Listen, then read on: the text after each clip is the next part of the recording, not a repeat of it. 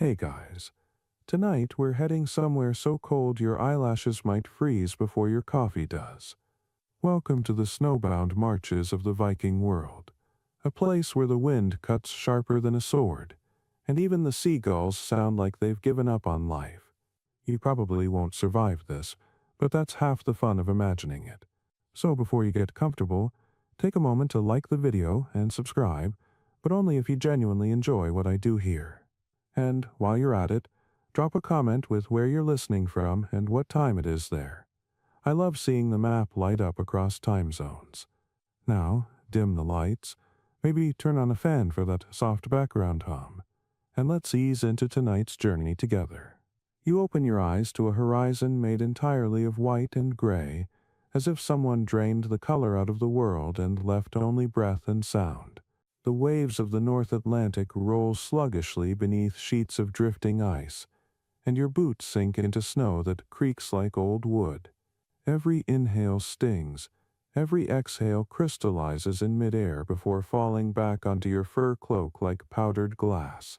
You can hear the ship timbers behind you groaning in protest, coated in rime, their dragon-headed prows locked in frozen snarls. The crew, red-faced and muttering, is unloading crates that might as well be blocks of ice themselves. Barley, salted cod, and whatever dried meat they didn't already eat during the crossing.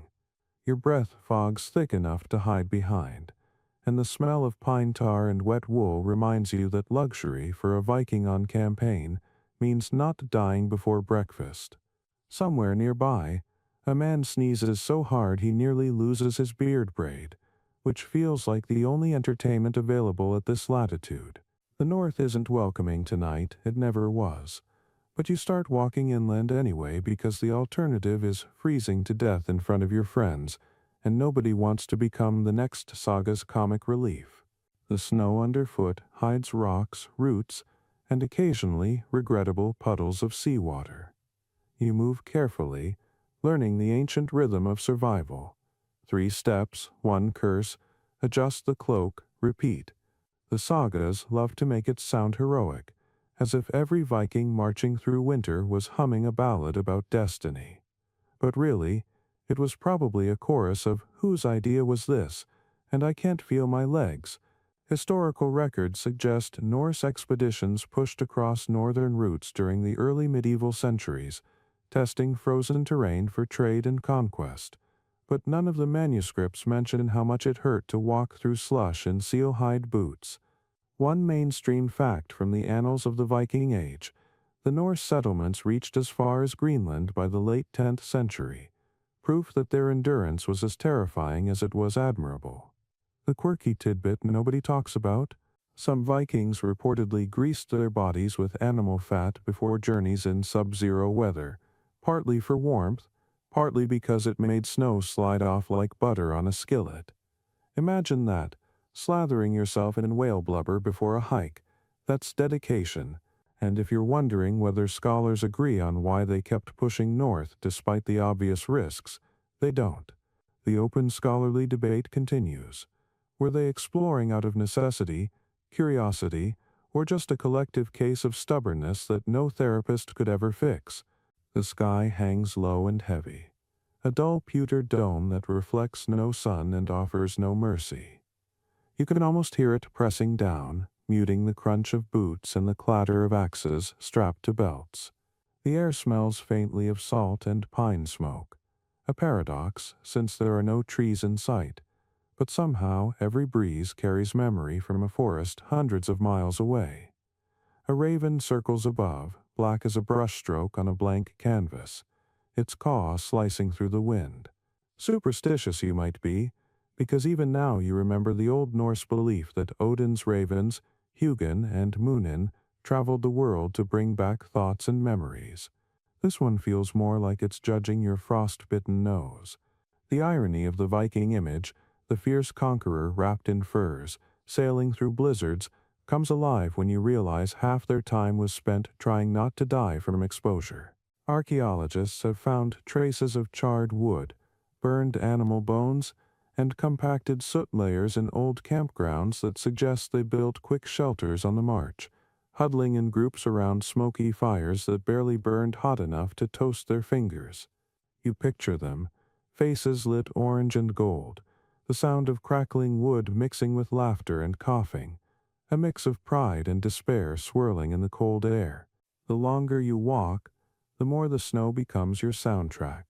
Every step a soft percussion of resistance. Your breath grows labored.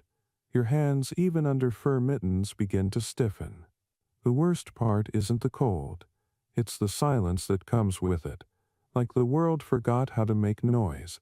Somewhere far behind, the ocean still churns beneath ice floes, but here inland it's just you, a handful of equally miserable Vikings, and the dull ache of reality setting in. You imagine how they must have felt, caught between ambition and frostbite, chasing horizons no one had mapped. Their courage seems mythic until you remember that they had no GPS, no thermal socks, and no central heating. A good day meant your toes didn't turn gray. A bad day meant your toes became a conversation starter back at camp. Remember Bjorn, great fighter. Shame about the frostbitten bits. You start to think that survival wasn't about strength but about humor. The ability to laugh when your beard freezes solid mid-chuckle. That's Viking resilience for you. Part bravery, part denial, all wrapped in reindeer fur. Your mind drifts as the landscape begins to blur, the white horizon bending into itself like a snow-glazed dream. You think of the sagas that will be told about this long after the cold has chewed away your patience. Maybe one day, some poet will describe this very march with words like valiant or unyielding, skipping entirely over the part where you slipped on ice and face-planted into history. But that's the beauty of legend. It smooths out the clumsiness of real life. You picture an audience around a fire centuries later, listening to your ordeal turned into a bedtime tale, unaware that the mighty explorers once spent an hour arguing over whether snow tastes different depending on where you scoop it. And it does. By the way, salty near the coast, metallic inland. Somewhere, an anthropologist might write a paper about taste gradients in Norse survival tactics, and that'll be your legacy. As night threatens to fall, you and your crew gather beneath an overhang of rock, where the wind howls like an angry god rehearsing for Ragnarok. You manage to start a small fire using moss, steel, and luck. Mostly luck, and the orange glow spreads just far enough to remind you what warmth feels like.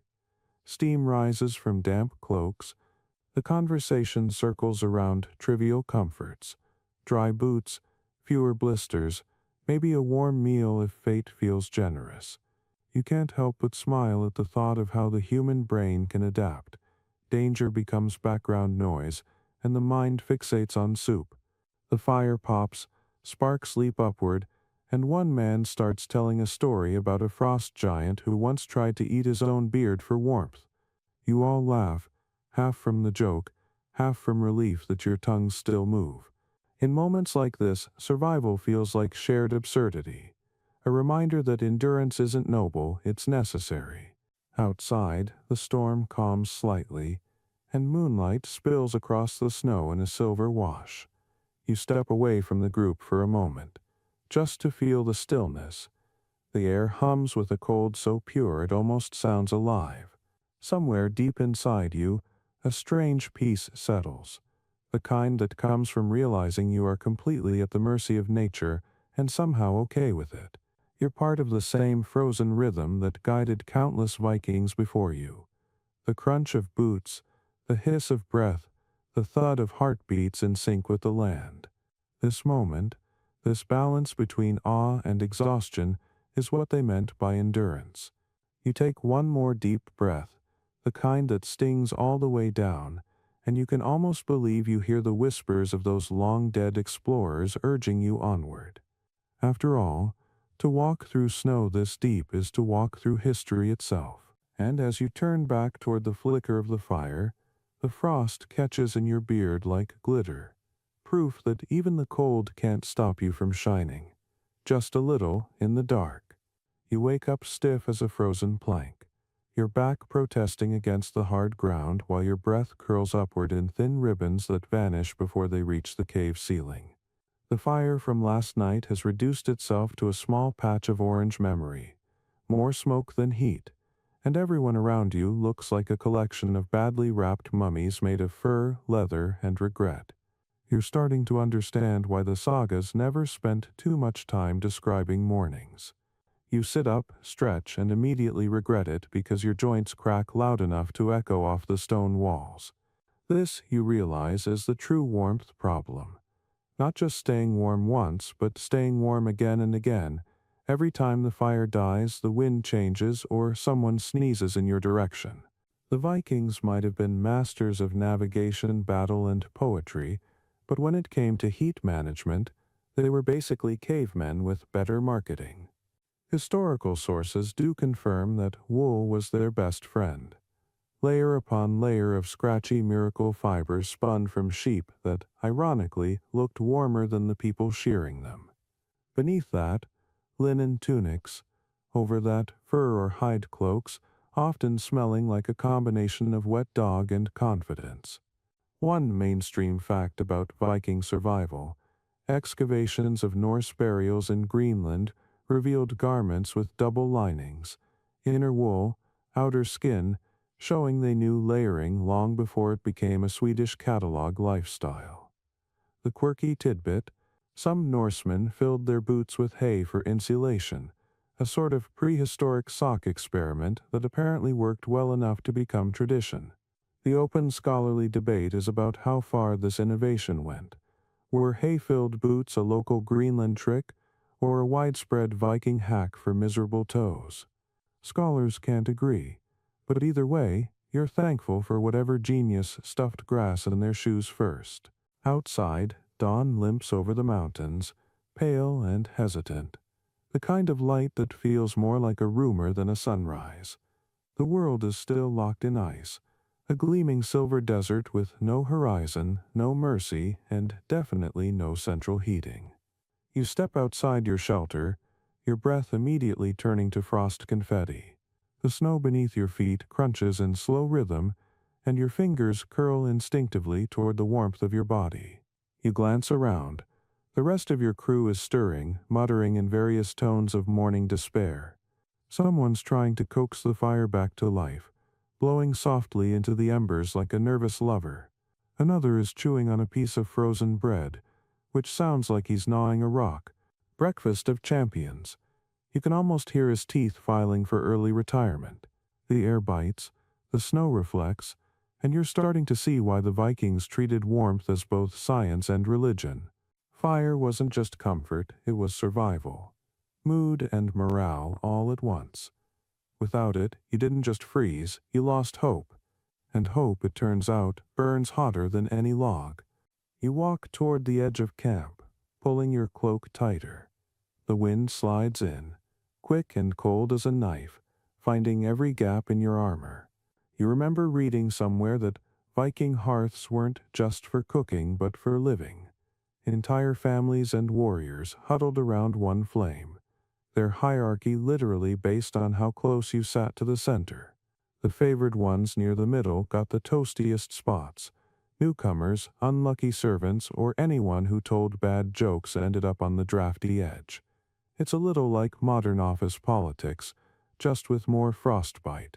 You can imagine the longhouse interior, smoke weaving through rafters, orange glow licking the beams, shadows stretching over carved shields and fur-lined benches.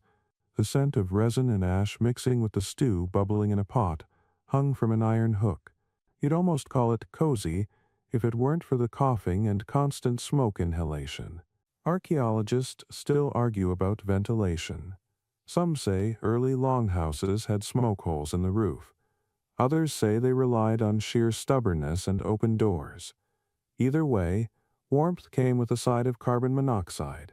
You can almost hear it. Sleep tight, kids, and if you wake up tomorrow, we'll count that as a win. You crouch beside the rekindled fire and hold out your hands. The heat licks at your palms, a fleeting illusion of summer. Your companions start to chatter. partly from cold, partly from the joy of being awake and not frozen solid. Someone jokes about using fish oil as moisturizer. Someone else claims they once saw a man light his beard on fire trying to smoke indoors. Laughter fills the air, fragile but alive. You realize this is how they kept their spirits warm. Humor, shared suffering, the gentle absurdity of existence. Even when the cold pressed in, Vikings had this infuriating ability to treat misery as just another adventure. That's the real warmth trick, isn't it? When your body gives up, your mind has to pretend it hasn't. You can't help but respect that. By midday, the snow begins to soften under the sun's weak approval. Steam rises faintly from the fire pit as melting icicles drip onto glowing coals. You step away, your boots sinking with each motion. The world feels temporarily alive again. Bright, blinding, almost cheerful in a cruel way. You spot your reflection in a patch of clear ice, cheeks flushed red, eyes watering, beard crusted with frost. Congratulations, you look like a heroic popsicle. You scrape at your sleeve, realizing the fur has frozen stiff into strange patterns. Somewhere deep down, you begin to admire the cold's artistry. Every crystal on your cloak seems deliberate, every patch of ice like a miniature sculpture. You wonder if ancient Vikings saw beauty in this too. The silent shimmer of snowfields, the way the light fractures across ice like stained glass. Maybe that's why they stayed. Maybe this endless winter wasn't just punishment but poetry. The sagas never said it outright, but you can feel it now. A kind of respect between man and frost. A battle neither side really wants to win. As night approaches again, the temperature drops with theatrical timing. The fire roars brighter, fed by driftwood scavenged from the shoreline, the smell of salt and smoke mingling like perfume for survivors. You eat stew that tastes vaguely like regret, but warms you anyway. The stars emerge, sharp and bright as dagger tips, and for a moment the sky feels infinite, like an ocean turned upside down. You lean back on your pack, eyes half closed, thinking about how warmth, in a place like this, isn't just physical, it's the small mercy of knowing you made it through another day.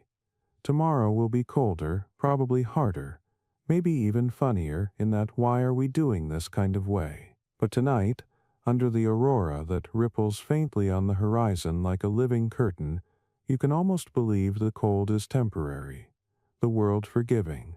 You close your eyes, hearing laughter fade into soft breathing, and the last thing you feel is the glow of fire on your face, fragile, fleeting, but real enough to dream by.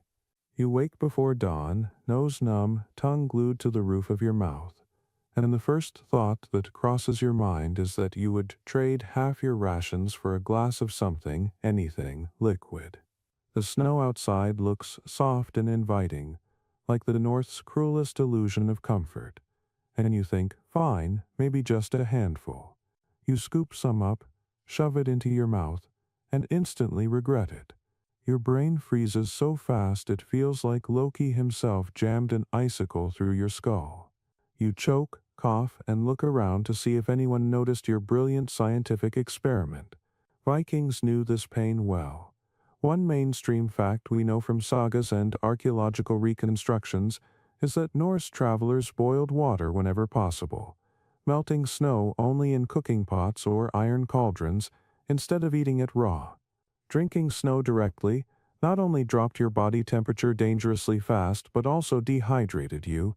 Your body spent precious heat melting it internally. The quirky tidbit that makes you laugh through chattering teeth. Some chroniclers mentioned Vikings mixing melted snow with animal fat to soften the blow, creating an early version of what might generously be called Arctic soup. Scholars, of course, can't agree on whether this was culinary innovation or sheer desperation. The open debate goes on about whether it was actual practice or one monk's exaggerated disgust, scribbled in a margin after tasting it once.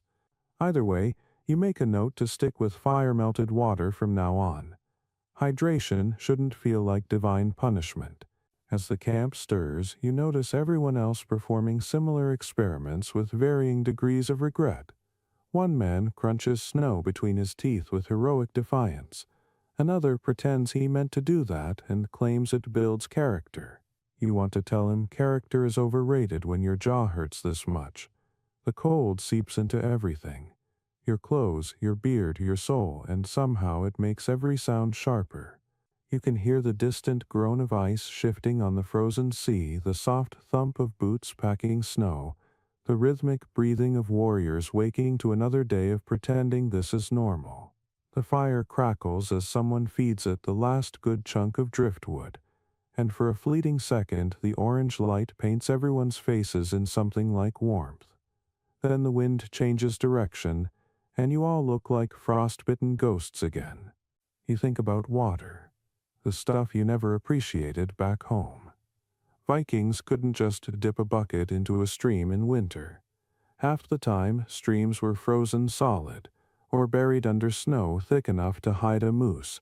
They learned tricks to survive, tapping ice holes, using heated stones to melt small reserves, and catching snow on stretched hides to gather cleaner meltwater.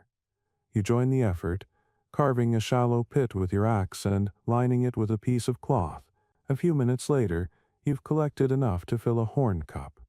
You hold it over the fire, letting it steam, and the smell, fresh, mineral, almost metallic, feels like luxury. One of your companions eyes it with envy. You sharing, he asks, his beard stiff with frost. You hesitate, then remember that in Viking culture, generosity wasn't optional. It was survival's social glue. So you hand it over, and he drinks with a sound halfway between gratitude and moaning. You can't blame him. This lukewarm water might as well be mead right now. Speaking of mead, someone pulls out a small skin flask and passes it around. It's half frozen and tastes like regret mixed with honey, but it burns in the best way. You savor the heat sliding down your throat, the fleeting illusion that everything's fine. Vikings didn't drink just for pleasure. Fermented beverages were safer than untreated water. The honeyed brew killed bacteria long before anyone knew what bacteria were, and it provided calories in liquid form. One more reason they made it farther than most medieval adventurers, because they understood, instinctively, that a warm buzz could do wonders for morale when the sun forgot to rise. You hand the flask back, wiping your lips on your sleeve, and the man beside you grins. Better than snow, eh? You nod solemnly. Barely. By midday, the sky turns that peculiar Arctic blue. Too pale to be cheerful, too bright to ignore. You and the others pack camp, stamping out the fire and kicking snow over the ashes, an ancient ritual of denial. The march resumes, long lines of fur-clad figures trudging through powder, weapons glinting faintly whenever the sun peeks through the haze. You start to notice how the body adapts. The first hour is misery, the second is numbness, the third is something close to meditation. You fall into rhythm with your breath, your boots, your heartbeat, a pattern older than language. Maybe that's how the Vikings did it, not through brute endurance but through surrender, syncing themselves with the pulse of the land. Every inhale is a treaty with winter, every exhale a defiance.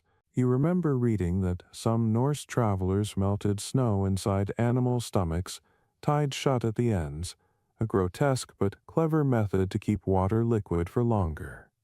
The image makes you wince and chuckle at the same time.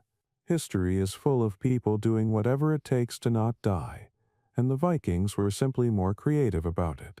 The sagas never glorified the suffering itself. They glorified surviving despite it. That's what made their stories powerful. Nobody wanted to hear about heroes who gave up because the water was too cold. You wipe the frost off your eyelashes and glance around. These men, trudging through snow like sleepwalkers, are the reason those stories exist. Not because they conquered, but because they endured. By the time the sun dips low, you find a small patch of frozen lake, a perfect mirror to the glowing sky. Someone tests the surface with an axe handle. Solid. You kneel, chip a hole, and watch the water well up, black and smooth. You cup your hands, taste it. It's cold enough to hurt, but clean and alive. You look up at the others and smile. Better than snow, you say again.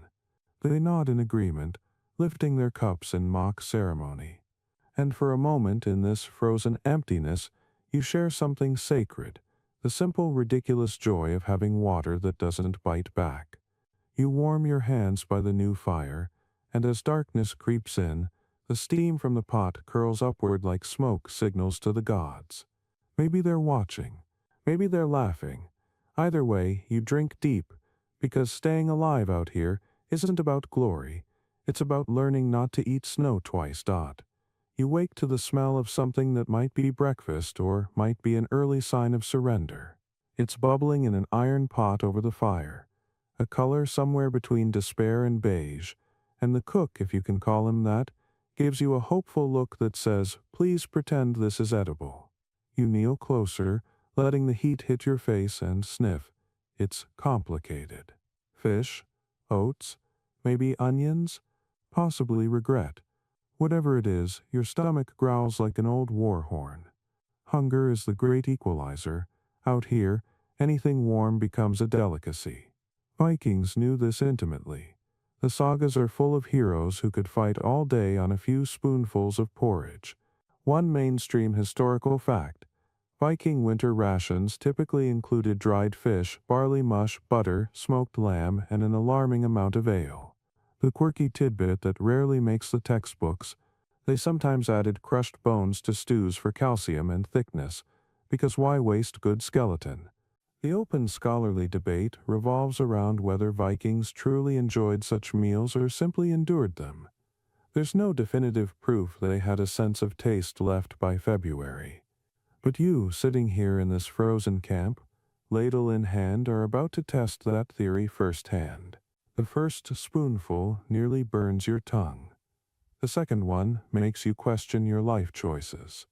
But by the third, something shifts. You feel heat, real heat, spreading from your throat to your fingers. You taste salt, smoke, and just a hint of satisfaction. "What's in this?" you ask the cook. He shrugs. "Everything that didn't walk away." Fair enough. Vikings didn't fuss with recipes. They improvised with whatever the sea or snow coughed up.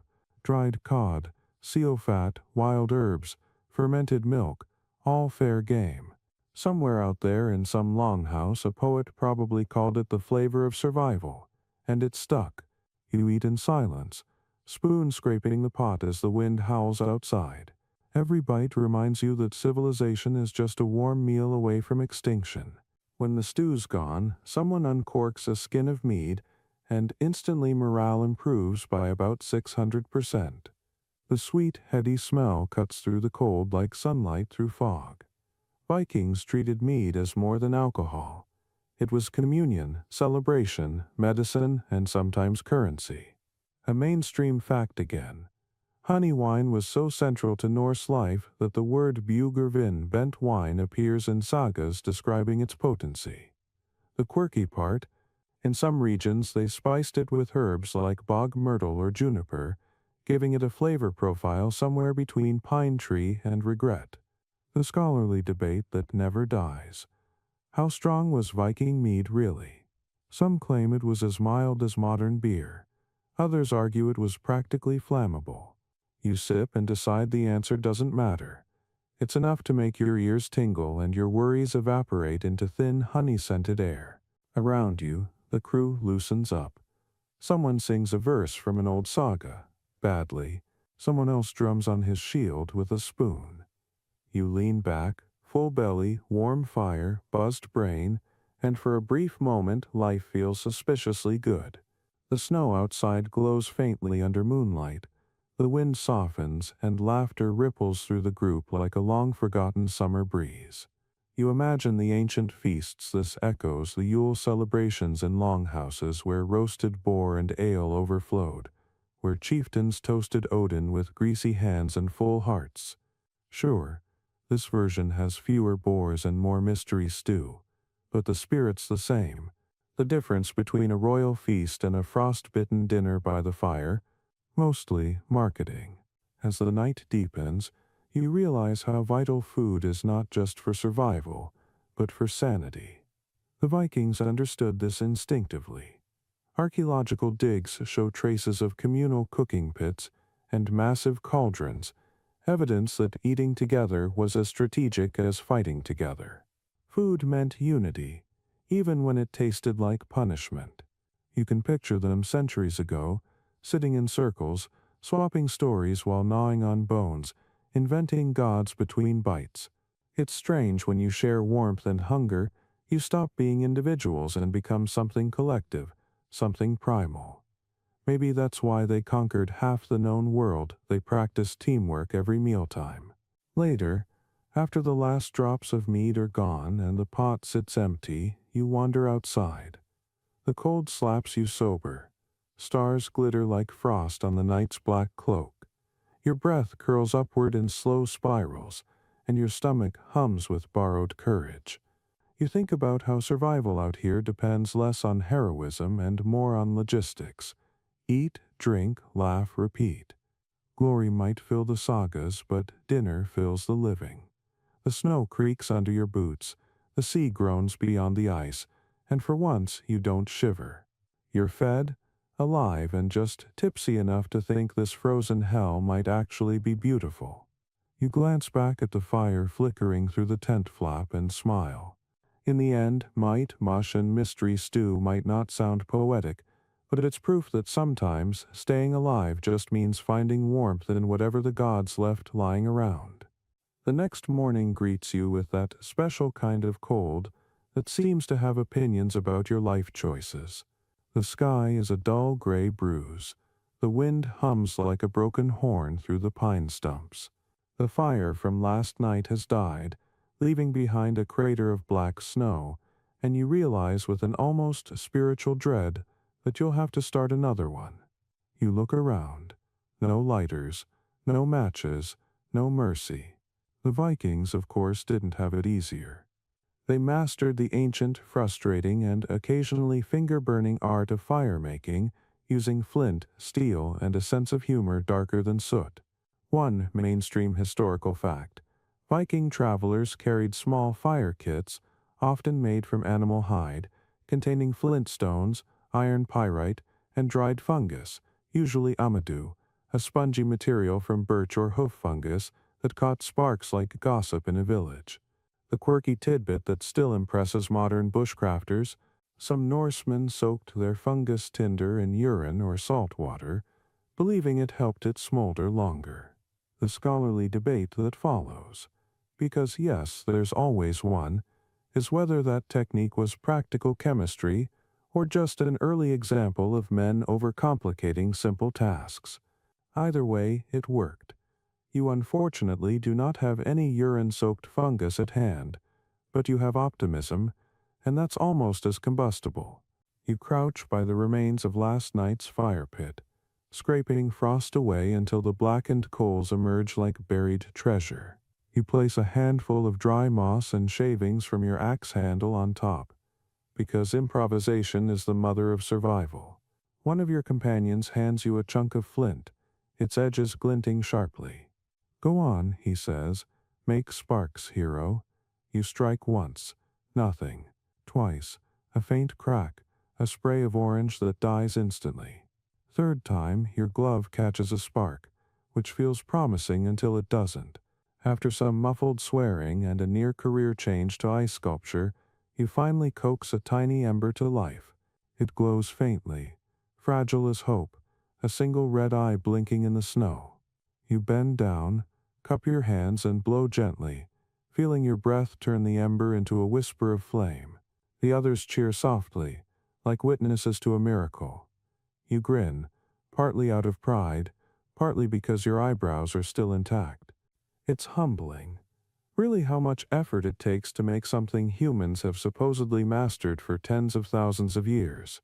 The Vikings saw fire as both tool and deity.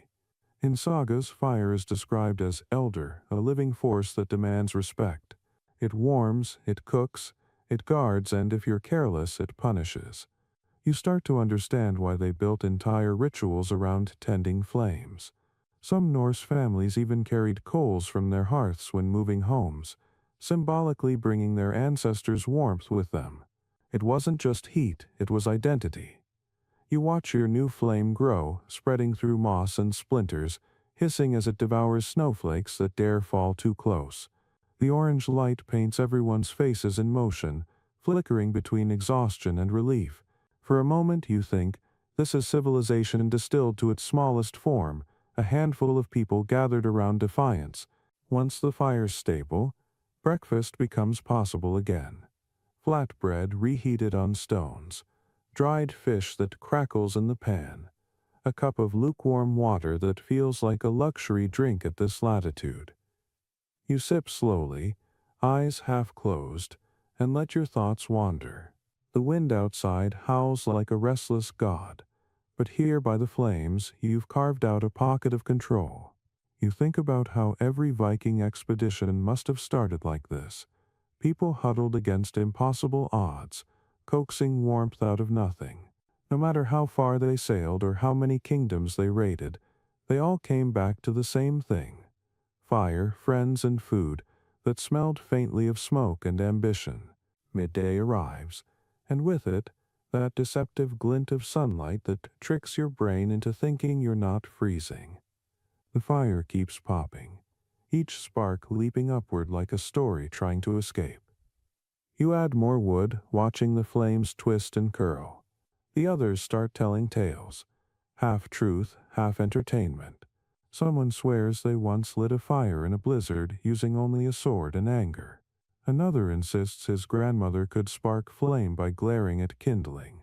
You laugh because even the tall tales feel necessary. In a world this cold, humor is as vital as tinder. As the day fades into another brittle twilight, you pack up camp, carefully smothering the fire but pocketing a live ember wrapped in cloth. That's how the Vikings did it too, carrying the flame forward, literally keeping yesterday's warmth alive for tomorrow. It's poetic, really.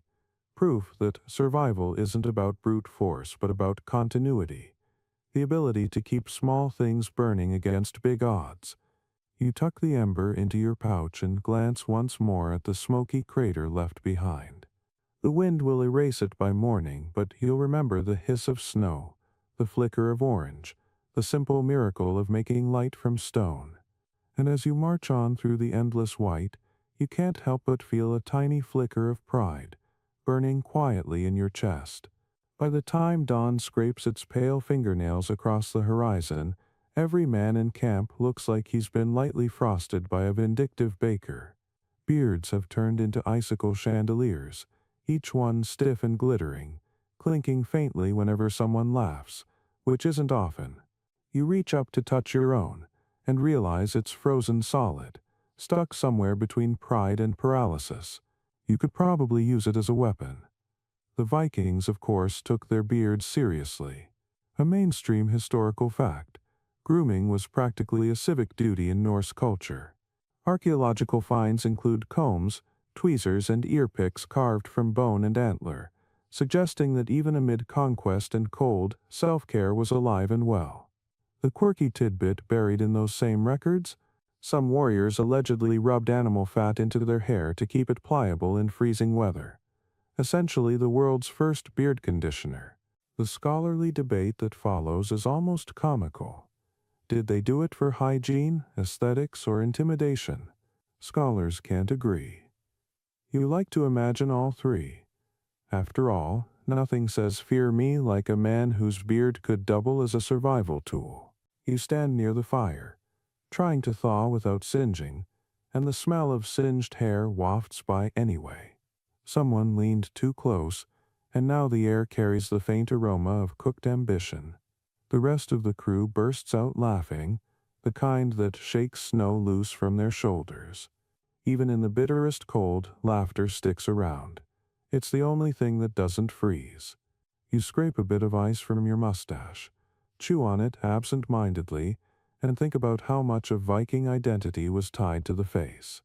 A beard wasn't just a beard. It was reputation, status, even a moral statement. Clean-shaven men existed, sure, but usually because fire accidents or frostbite made the choice for them.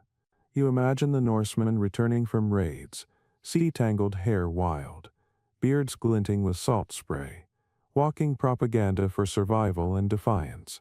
The poet Egil Skallagrimsson, if half the sagas are to be believed, probably groomed his beard more often than he smiled. The camp slowly stirs into its usual routine of complaining, coughing, and pretending to enjoy breakfast.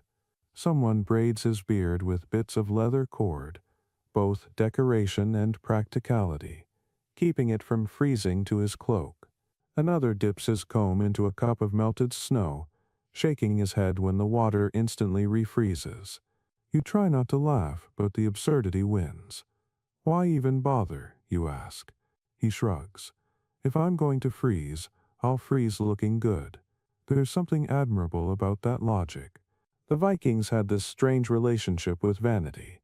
They mocked it in poetry, yet indulged in it daily. The sagas are full of heroes who fought entire duels over insults to their appearance. One story tells of a warrior being mocked for having a beard like a wet fox. He immediately challenged the insulter to combat and won, though history remains silent on the fox's opinion. You crouch by the fire and pull out your own comb, carved from bone and etched with faint runes. It feels absurdly delicate compared to the brutal landscape around you, but somehow that makes it sacred. You drag it carefully through your hair, each stroke a small defiance against decay. The others tease you, of course, prettying up for the frost giants, but you just grin. In a world where everything cracks, freezes, or fades, maintaining order in your own reflection feels like victory. Maybe that's what the Vikings understood so well. Dignity is warmth. To care for your appearance when nature tries to erase it, that's rebellion. The wind howls again, stronger this time, carrying flecks of snow that sting like sand. You pull your hood tighter and step outside the circle of light. The world beyond the fire feels like the inside of a snow globe, silent, endless, perfect in its cruelty. You walk a few steps away, breath rasping in the cold, and spot your reflection in a frozen pond. It's laughable and majestic all at once. Frost-rimmed eyebrows, a beard stiff enough to sculpt, and eyes half-lidded with fatigue. You look like a statue of defiance someone forgot to finish carving. Somewhere, a raven croaks from a bare tree, and you remember how Odin himself was often depicted bearded, wise, and weathered, the god of knowledge, endurance, and questionable grooming choices. You smile at the thought. Maybe that's why the Vikings revered him so deeply. He looked like one of them after a bad winter. Back at camp, someone starts humming a deep, droning tune that sounds older than language. The others join in, voices vibrating through the cold like a second fire. You join too, your breath forming clouds that rise and merge above the flames. The sound isn't quite a song, not quite a chant.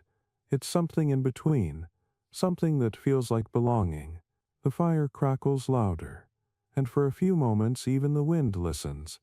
Beards glint in the light, laughter rolls like thunder, and the camp transforms into a small, fleeting world where frost and pride coexist peacefully. When the song fades, you sit in silence, warmth buzzing faintly under your skin. You reach up one last time, breaking an icicle from your beard, and grin. Out here, style isn't survival, but it helps. The morning begins with a sound you never forget, that long, brittle quirk of ice deciding whether it likes your weight. You freeze mid-step, eyes wide, heart thudding so loud it could summon Thor himself, and everyone behind you freezes too. Nothing moves except your breath, rising in pale ribbons. Then, mercifully, the ice holds. You exhale the kind of sigh that could melt a fjord. Welcome to the Viking version of cardio, marching across frozen lakes that hate you personally. The sagas rarely mention the logistics of this. They talk about courage and destiny, not about ankles or cold blisters. But you know better. One mainstream historical fact: Vikings did cross frozen terrain during winter raids and trade routes. especially across the Baltic and Scandinavian interior. They used sleds, skis, and even crude snowshoes made of birch and sinew. The quirky tidbit that makes you smile through clenched teeth? Some accounts suggest they greased their boots with animal fat to prevent sticking to the ice, an early, accidental invention of Vikings' slip-resistant footwear. And of course, there's the open scholarly debate. Did they truly plan winter marches strategically, or just treat freezing to death as an acceptable occupational hazard? Academics still argue, but right now your toes are staging their own protest, so the theory feels irrelevant. You shift your weight forward, listening for that telltale groan again. Beneath the translucent surface, air bubbles drift like trapped souls, frozen mid-scream. You think about how much trust it takes to walk over something that might swallow you whole. The lead scout, a mountain of fur and confidence, taps the ice with his spear every few steps. Thunk, thunk, safe. Everyone follows in a careful rhythm, a grim little dance of survival. The cold sneaks into your boots despite every layer of wool, gnawing at your toes like an unpaid debt. The wind gusts sideways, filling your hood with snow, and you realize that marching might be a generous term. It's more like cautious sliding with dramatic intent. Somewhere behind you, a man mutters a prayer to Njord, god of the sea, which feels ironic since you're technically walking on his frozen domain. The others laugh, breath puffing like miniature clouds. Humor again, the cheapest insulation there is. You glance back and see the long line of travelers stretching behind, shields strapped, sleds creaking, a few unlucky souls pulling the cargo by rope. It's strange how beautiful misery looks from a distance. The whole world is white and blue, sky blending into snow, people just dark brushstrokes moving through eternity. You imagine future poets describing this march as heroic, leaving out the part where your nose has become a small frozen liability. By midday, the sun crawls weakly across the horizon, turning the ice into a mirror. Every reflection dazzles, forcing you to squint. You remember that snow blindness was a real problem for early explorers. Vikings may have countered it with simple tricks, narrowed helmet slits, soot smeared under the eyes, or bone glasses with tiny holes. You make a mental note to invent sunglasses when you get home, assuming you survive long enough to have a home again. The air is dry, metallic, and heavy with silence.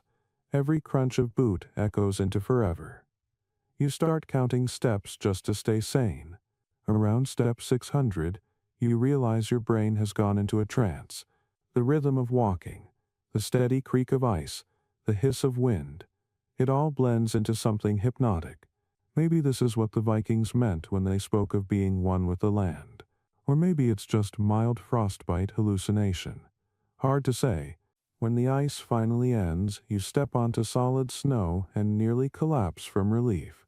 The ground feels too forgiving, too soft. You stomp your feet, shake out your legs, and laugh. We lived, someone shouts, half triumphant, half shocked. Another voice answers, give it an hour. The camaraderie crackles like a newly lit fire. You look back at the path you crossed, the faint line of footprints already vanishing under drifting snow. It's as if the land itself refuses to acknowledge your passage. The Vikings understood that feeling. To survive out here was to fight invisibility. Nature erased you the moment you looked away. You trudge on, lungs aching from the cold air, and your thoughts wander again. Maybe this is why Norse myths loved extremes. Fire and ice, giants and gods, life and death constantly wrestling. You can't walk across frozen seas without thinking in absolutes. Everything here is binary. You either stand or sink, breathe or stop, move or freeze. The simplicity is terrifying and freeing at once. You start humming under your breath, an old tune from the night before. The others join in, their voices echoing faintly over the endless field. It's not a song of triumph, it's a rhythm to keep time, to remind yourselves that you're still human, still moving, still here. As the day fades, you spot dark shapes ahead. Trees, mercifully. Real trees. You could almost cry. Shelter, firewood, maybe even a break from the wind. The pace quickens. The first few reach the tree line and collapse dramatically into drifts, laughing. You follow, sinking into knee-deep powder. The forest smells of sap and salvation. You drop your pack, fall backward into the snow, and stare up at the paling sky. The ice march is over, at least for today. The silence of the frozen world still hums in your ears, but it's softer now, almost musical. You close your eyes, and in that fading light, you realize something profound. The Vikings didn't just conquer the cold. They negotiated with it one step at a time. And you, beard stiff and boots soaked, have just learned the same lesson. You wake in the forest to a sound that doesn't belong to the wind. It's long, low, and drawn out, half music, half warning. A wolf call. It slides through the trees like a cold breath, curling around the campfire smoke before fading into silence. Then another answers, farther off, softer but closer than you'd like. You freeze mid-motion, spoon halfway to your mouth, as every instinct in your body suddenly remembers it's made of meat. Around you, the others fall quiet. Even the fire seems to shrink, its crackle now nervous. The forest waits. You hear the snow drip from branches, the creak of trees shifting under frost, and then nothing. Absolute stillness. You'd swear even your heartbeat tries to go silent. The Vikings knew these moments. The sagas may talk about monsters, draugr and frost giants, but wolves, those were real. They were competition and companion, myth and neighbor all at once. One mainstream historical fact: wolves were deeply woven into Norse culture. Odin himself was said to be accompanied by two of them, Geri and Fricki, his silent hunters and guardians. Warriors often painted wolf symbols on shields, or wore pelts as talismans of cunning and ferocity. The quirky tidbit scholars love to mention: some Viking warriors formed what was known as Ulfhednar, wolf coats, elite fighters who entered battle howling, clad in wolf skins, claiming to channel the spirit of the beast. They were either early masters of psychological warfare, or just deeply committed to thematic dressing. The open scholarly debate remains whether Ulfhednar were an organized cult like berserkers, or just a mythologized exaggeration. Either way, you're now starting to hope the wolves nearby are the mortal kind, not spiritual consultants on your mortality. A branch snaps somewhere behind camp, and everyone turns in unison, axes and spears raised. Nothing. Just the slow drift of snow from a shaken bough. You exhale, realizing how loud fear sounds when nature goes quiet. The air is sharp, almost electric. Your eyes trace the tree line, every dark shape suddenly suspicious. It's strange back home. Wolves are just stories or documentaries. But here, they are the punctuation marks of existence. You stare into the dark, half expecting glowing eyes to appear. They don't, which somehow feels worse. The unseen is always hungrier. Eventually, the firelight grows bolder again, and people start moving. Someone jokes nervously, maybe they're just curious about the stew. Another replies, if they try it, they'll leave us alone out of pity. Laughter returns, awkward but sincere. You find yourself smiling too, though your hand stays near your axe. Fear, humor, and hunger. Those three keep you human out here.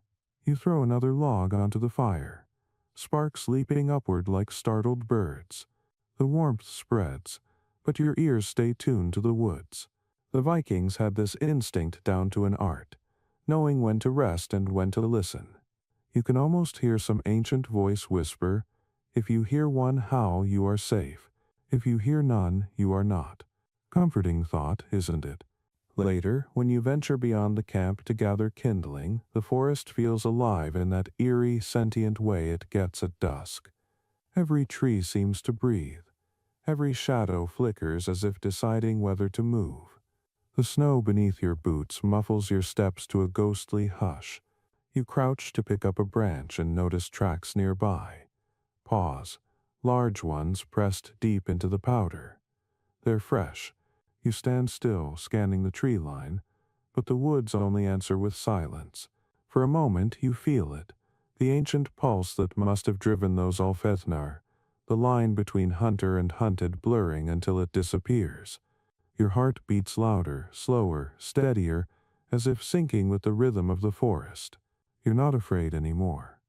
Not exactly, just aware, hyper-alive. When you return to camp, twilight has deepened into a blue so dark it might as well be night. The others are sitting close to the fire, their faces glowing amber against the shadows. One of them hums softly, a wordless tune, circular and low, the kind people hum when they don't want to admit they're praying. You join them, dropping your bundle of wood and sitting down back to the warmth. Above, the stars peek through gaps in the branches, sharp and cold as flint. Another wolf call echoes in the distance. It sounds less like threat now, more like conversation. You think, maybe they're just reminding you whose forest this is. As you watch the fire, a realization settles over you like falling snow. The Vikings didn't conquer the wilderness. They negotiated with it. They respected it, feared it, borrowed from it, but never pretended to rule it. You can feel that lesson in your bones tonight. The wolves call again, softer this time, almost gentle, and you find yourself whispering back not words, just breath. Somewhere, the sound carries, and for a fleeting second you imagine an answer. Then it's gone, lost to the dark. You pull your cloak tighter, smile faintly, and let the fire's glow push back the cold, just a little longer dot. You draw the first watch. Lucky you. Everyone else is already snoring in a tangled, fur-wrapped heap, sounding like a herd of sleepy walruses. The fire has burned down to red coals, and the night has that glassy stillness that makes every movement feel like blasphemy. The wind has died completely. Even your breath seems hesitant to make noise. Then you look up, and the sky has gone mad. Ribbons of green and violet twist and shimmer overhead, pulsing like the breath of something divine. The aurora. It's brighter than you imagined. Alive, a river of color flowing across an ocean of darkness. The sagas called it Valkyrjur Flojugandi, the Valkyries flying. You understand why. Each shifting light feels like a procession of spirits moving soundlessly across the heavens, shields glinting, spears invisible. You pull your cloak tighter and watch the colors ripple, half mesmerized, half unnerved. One mainstream historical fact. Norse travelers really did have words for this sight. Northern Lights wasn't poetic exaggeration but familiar geography. Some scholars think they saw it as a bridge between worlds, proof that the gods were paying attention. A quirky tidbit. Later Icelandic folk believed that if a pregnant woman looked directly at the aurora, her child would be born cross-eyed, a superstition equal parts absurd and oddly specific. The open scholarly debate that keeps academics warm in winter is whether Viking-age people feared the aurora as an omen of war or revered it as divine blessing. Standing here now, your fingers stiff around a spear, you decide it was probably both. Beauty and terror have always been the same color. The snow reflects the shifting lights, turning the ground into a moving sea of ghosts. Your breath glows faintly green as it leaves your lips. Somewhere in the forest, a branch cracks. Your heart jumps, then slows, just a fox maybe, or a trick of echo. You listen anyway. Listening becomes the job. The Vikings knew it. Night watch wasn't about fighting, it was about hearing the world breathe. You shift your stance, boots creaking. Every few minutes you walk a slow circle around the camp, checking the sleds, the sleeping men, the edge where firelight fades into black. You think of how many nameless guards once did the same, century after century, keeping death politely outside the circle until dawn. There's a strange peace in it, like holding hands with time. The aurora brightens, dancing faster, and for a moment it almost feels personal. The colors slide over your skin, cold light with no warmth. You reach up instinctively, hand raised as though you could touch it, and the world tilts. The silence grows deeper, so heavy you swear you can hear your own thoughts echo back. You imagine the old gods looking down. Odin, calculating, Freya, distant, Thor, maybe asleep somewhere under a thundercloud.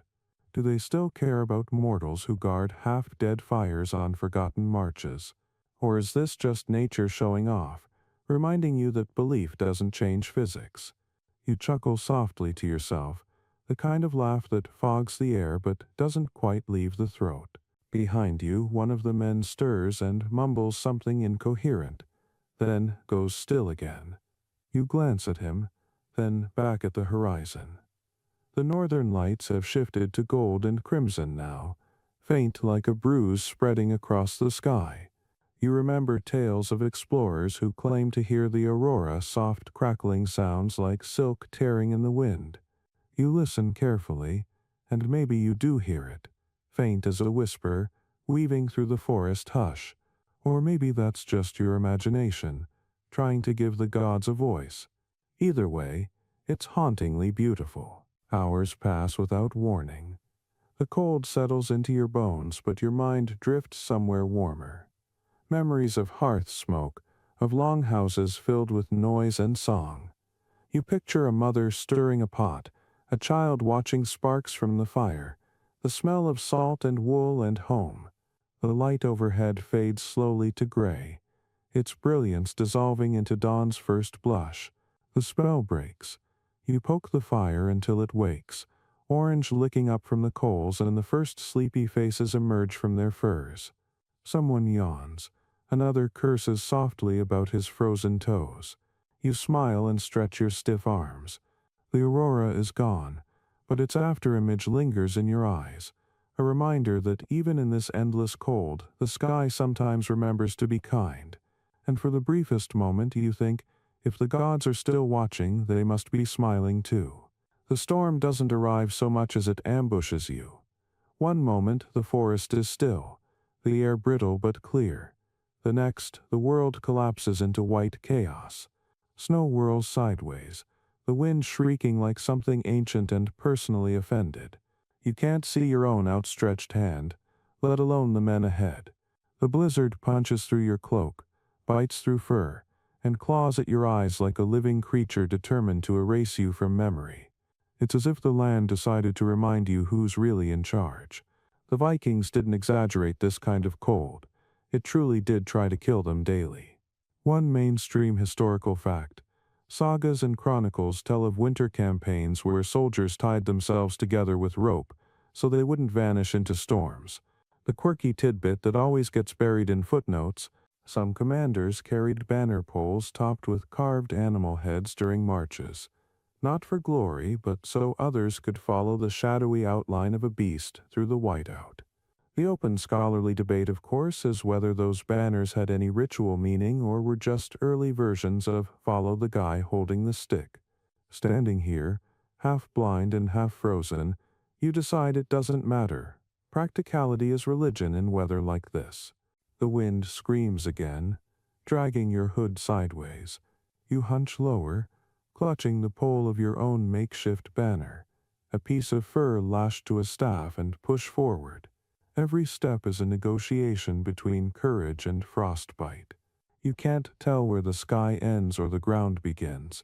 Everything has dissolved into motion. The snow slaps your face, fills your beard, slides into your boots. You keep walking because stopping feels like surrender, and surrender feels like death politely knocking. The men around you are just shadows now, shapes moving in rhythm with the wind. You start counting your breaths. 1, 2, 3. Proof you're still here. Somewhere to your left, someone starts singing under his breath. It's tuneless but steady, the kind of song you hum when the world has stripped everything else away. Time ceases to exist inside a blizzard. You march through minutes that feel like centuries. Your thoughts loop in strange directions. bits of old stories, jokes from camp, fragments of warmth you can almost remember. You think about Viking standards, the raven banners said to carry Odin's favor. Some legends claim the fabric itself moved, even without wind, a sign that the Allfather was watching. You squint through the storm and imagine your own banner twitching above you, guided not by gods but by sheer stubborn will. That's probably enough magic for one day. Eventually, the ground slopes downward, and you realize you're crossing a frozen stream. The ice groans beneath the weight of the group, that long, unsettling sound of complaint. You glance down and see faint blue light beneath the surface, trapped air bubbles, frozen motion. It's both beautiful and terrifying, like standing on glass above eternity. The snow thickens again, swallowing the world whole. You tighten your grip on the banner pole, feeling its vibrations hum through the wood like a heartbeat. It's ridiculous, but you start talking to it softly, almost affectionately. Don't fall, don't break. We've come too far for that. The pole predictably doesn't answer, but somehow that helps. Hours later, or maybe days. Time is a liar. You spot movement ahead, a faint orange flicker unnatural against the endless white fire. Someone's found shelter. You push harder, your legs heavy as stone, lungs burning with cold air. When you finally stumble into the makeshift camp, the sight almost brings tears. A circle of men huddled around a low fire, their cloaks steaming, their faces ghost pale but alive. The banner poles are planted in the snow behind them like silent sentinels, their tattered cloth snapping weakly in the wind. For a moment, the entire scene looks mythic. Warriors against oblivion, defiant little gods made of frost and smoke. You collapse beside them, laughing through chattering teeth. Someone slaps your shoulder. You look like hell herself sneezed on you, he says. You grin. She missed. The blizzard rages on through the night, hammering at your fragile sanctuary. The fire sputters but holds, a stubborn orange eye in the dark. You stare into it, half hypnotized, and realize how thin the line is between chaos and order. One spark, one ember, one thread of human noise standing against the infinite white. Maybe that's why the Vikings carried banners even in weather like this. Not to signal glory, but to remind themselves they existed. That the storm could roar and erase tracks and swallow voices, but it couldn't take the idea of people still moving forward. You lean back, eyelids heavy, and watch the snow hiss against the flames. The banner outside flaps once, twice, like a creature breathing. You smile faintly, whisper something halfway between a prayer and a joke, and let the wind sing you to sleep. You wake to silence so complete it feels staged. The blizzard has passed, leaving the world blank and blinding, an ocean of snow rippling under thin sunlight. The wind's tantrum has smoothed everything clean. Even the footprints from yesterday have been erased, as if the storm decided to edit your existence.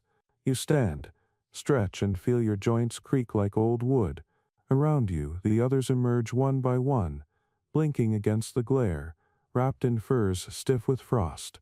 No one speaks for a moment. There's nothing to say. The land looks the same in every direction.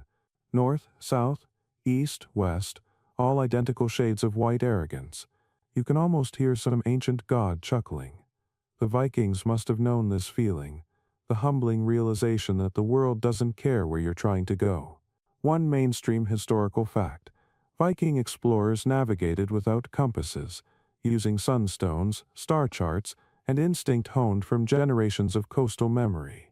The quirky tidbit that still fascinates historians: some sagas mention ravens released from ships to find land. The crew would free a bird and follow its flight if it didn't return. The open scholarly debate, naturally, is whether this was practical navigation or poetic license. Either way, as you squint into the glare now, a raven would be incredibly useful. The air tastes metallic and dry. Your beard crackles with frost as you breathe. Someone asks, "Which way's north?" Another answers, Whichever way we're freezing. You laugh, thin, tired laughter, but it's something. Eventually, the leader pulls a small disc from his pouch, a sun compass carved with runic lines, its wooden face polished smooth. He tilts it toward the light, measuring the shadow like a man negotiating with fate. You watch him, half impressed, half skeptical. Navigation here feels like guessing politely. After a minute, he points. That way, he says. Everyone shrugs and starts walking. That's Viking optimism in a nutshell. Certainty powered by momentum. The march begins again, boots crunching in rhythm. The landscape is so featureless, it might as well be an infinite scroll of snow. You start imagining you've walked in circles, that the horizon has been replaced with a mirror. Every so often someone stops, tilts their head and mutters, "Didn't we pass that snowdrift before?" The answer is always yes, because every snowdrift looks exactly the same. The monotony becomes hypnotic. Step, crunch, breathe, step, crunch, breathe. You fall into a trance where your body keeps moving but your mind drifts somewhere else, somewhere warmer, louder, more colorful, maybe home, maybe just a memory of sunlight that didn't hurt to look at. Around midday, the clouds part briefly, and you catch sight of the sun, a dim white coin hanging low over the ice. The leader pulls out the compass again and adjusts course slightly. You wonder if this is what real faith looks like, not in gods but in geometry. The Vikings didn't have maps in any modern sense, but they carried mental atlases of stars, winds, and waves. You try to imagine how they memorized coastlines, how they read the world like scripture. Maybe they didn't need maps because they were the maps, each voyage etching a new direction into muscle memory. You think about that as your boots slip on hidden ice and your knee nearly buckles. The land laughs again.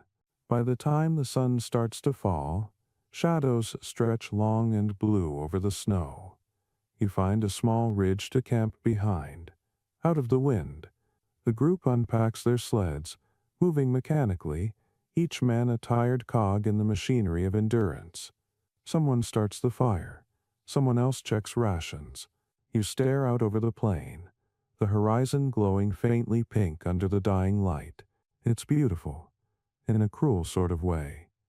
You think about how this journey must look from above, a line of tiny figures crawling across an indifferent canvas. History will remember the destination, not the wandering. But the wandering is everything. As night settles, the fire crackles, and conversation drifts like smoke. Someone jokes that maybe they're already dead, and this is Valhalla's least popular neighborhood. Another suggests it's Helheim's scenic route. Laughter follows, muffled but real. You sip warm water from a horn and watch the stars blink into existence. Navigation resumes even in rest. The leader points at constellations, tracing imaginary routes across the sky. You recognize a few. The North Star, faint but faithful. The Dipper like a frozen question mark. You follow his finger, but your eyes blur. The stars double, then merge again. Exhaustion pulls at you. You stretch out beside the fire, the snow beneath you surprisingly soft. Before you drift off, you look up one last time. The stars shimmer against the black, the kind of clarity that feels ancient. Maybe this is what the Vikings saw when they first realized the world was larger than their fjords, that feeling of smallness mixed with awe. You whisper a thank you, not sure to whom, and close your eyes. The cold hums gently through your bones, but the fire hums louder. Somewhere in the dark, the compass rests on the leader's knee, its needle of shadow still pointing north, or at least pretending to. You smile. Pretending is enough. By morning, the cold has crept into everything, even the metal. You lift your axe and it squeals, a high-pitched scrape that sounds almost offended.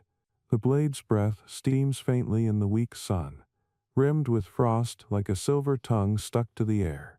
Around camp, others test their weapons too, swords that clang like cracked bells, spearheads that bite their owners' gloves, knives that snap at the first careless bend. It's strange to realize that even iron can feel fragile. The Vikings knew this truth long before science explained it. Metal turns brittle in the deep cold. One mainstream historical fact: Norse smiths often tempered their weapons using charcoal and water. But in sub-zero temperatures, even the best steel lost flexibility and could shatter with one wrong swing. The quirky tidbit that sometimes raises eyebrows: some accounts suggest warriors warmed their blades before battle by holding them over fire or tucking them under cloaks. Half practicality, half superstition. The scholarly debate still rages like an academic snowball fight. Did the warming ritual actually help prevent metal failure, or was it a symbolic gesture, breathing life into the blade before risking it in frost?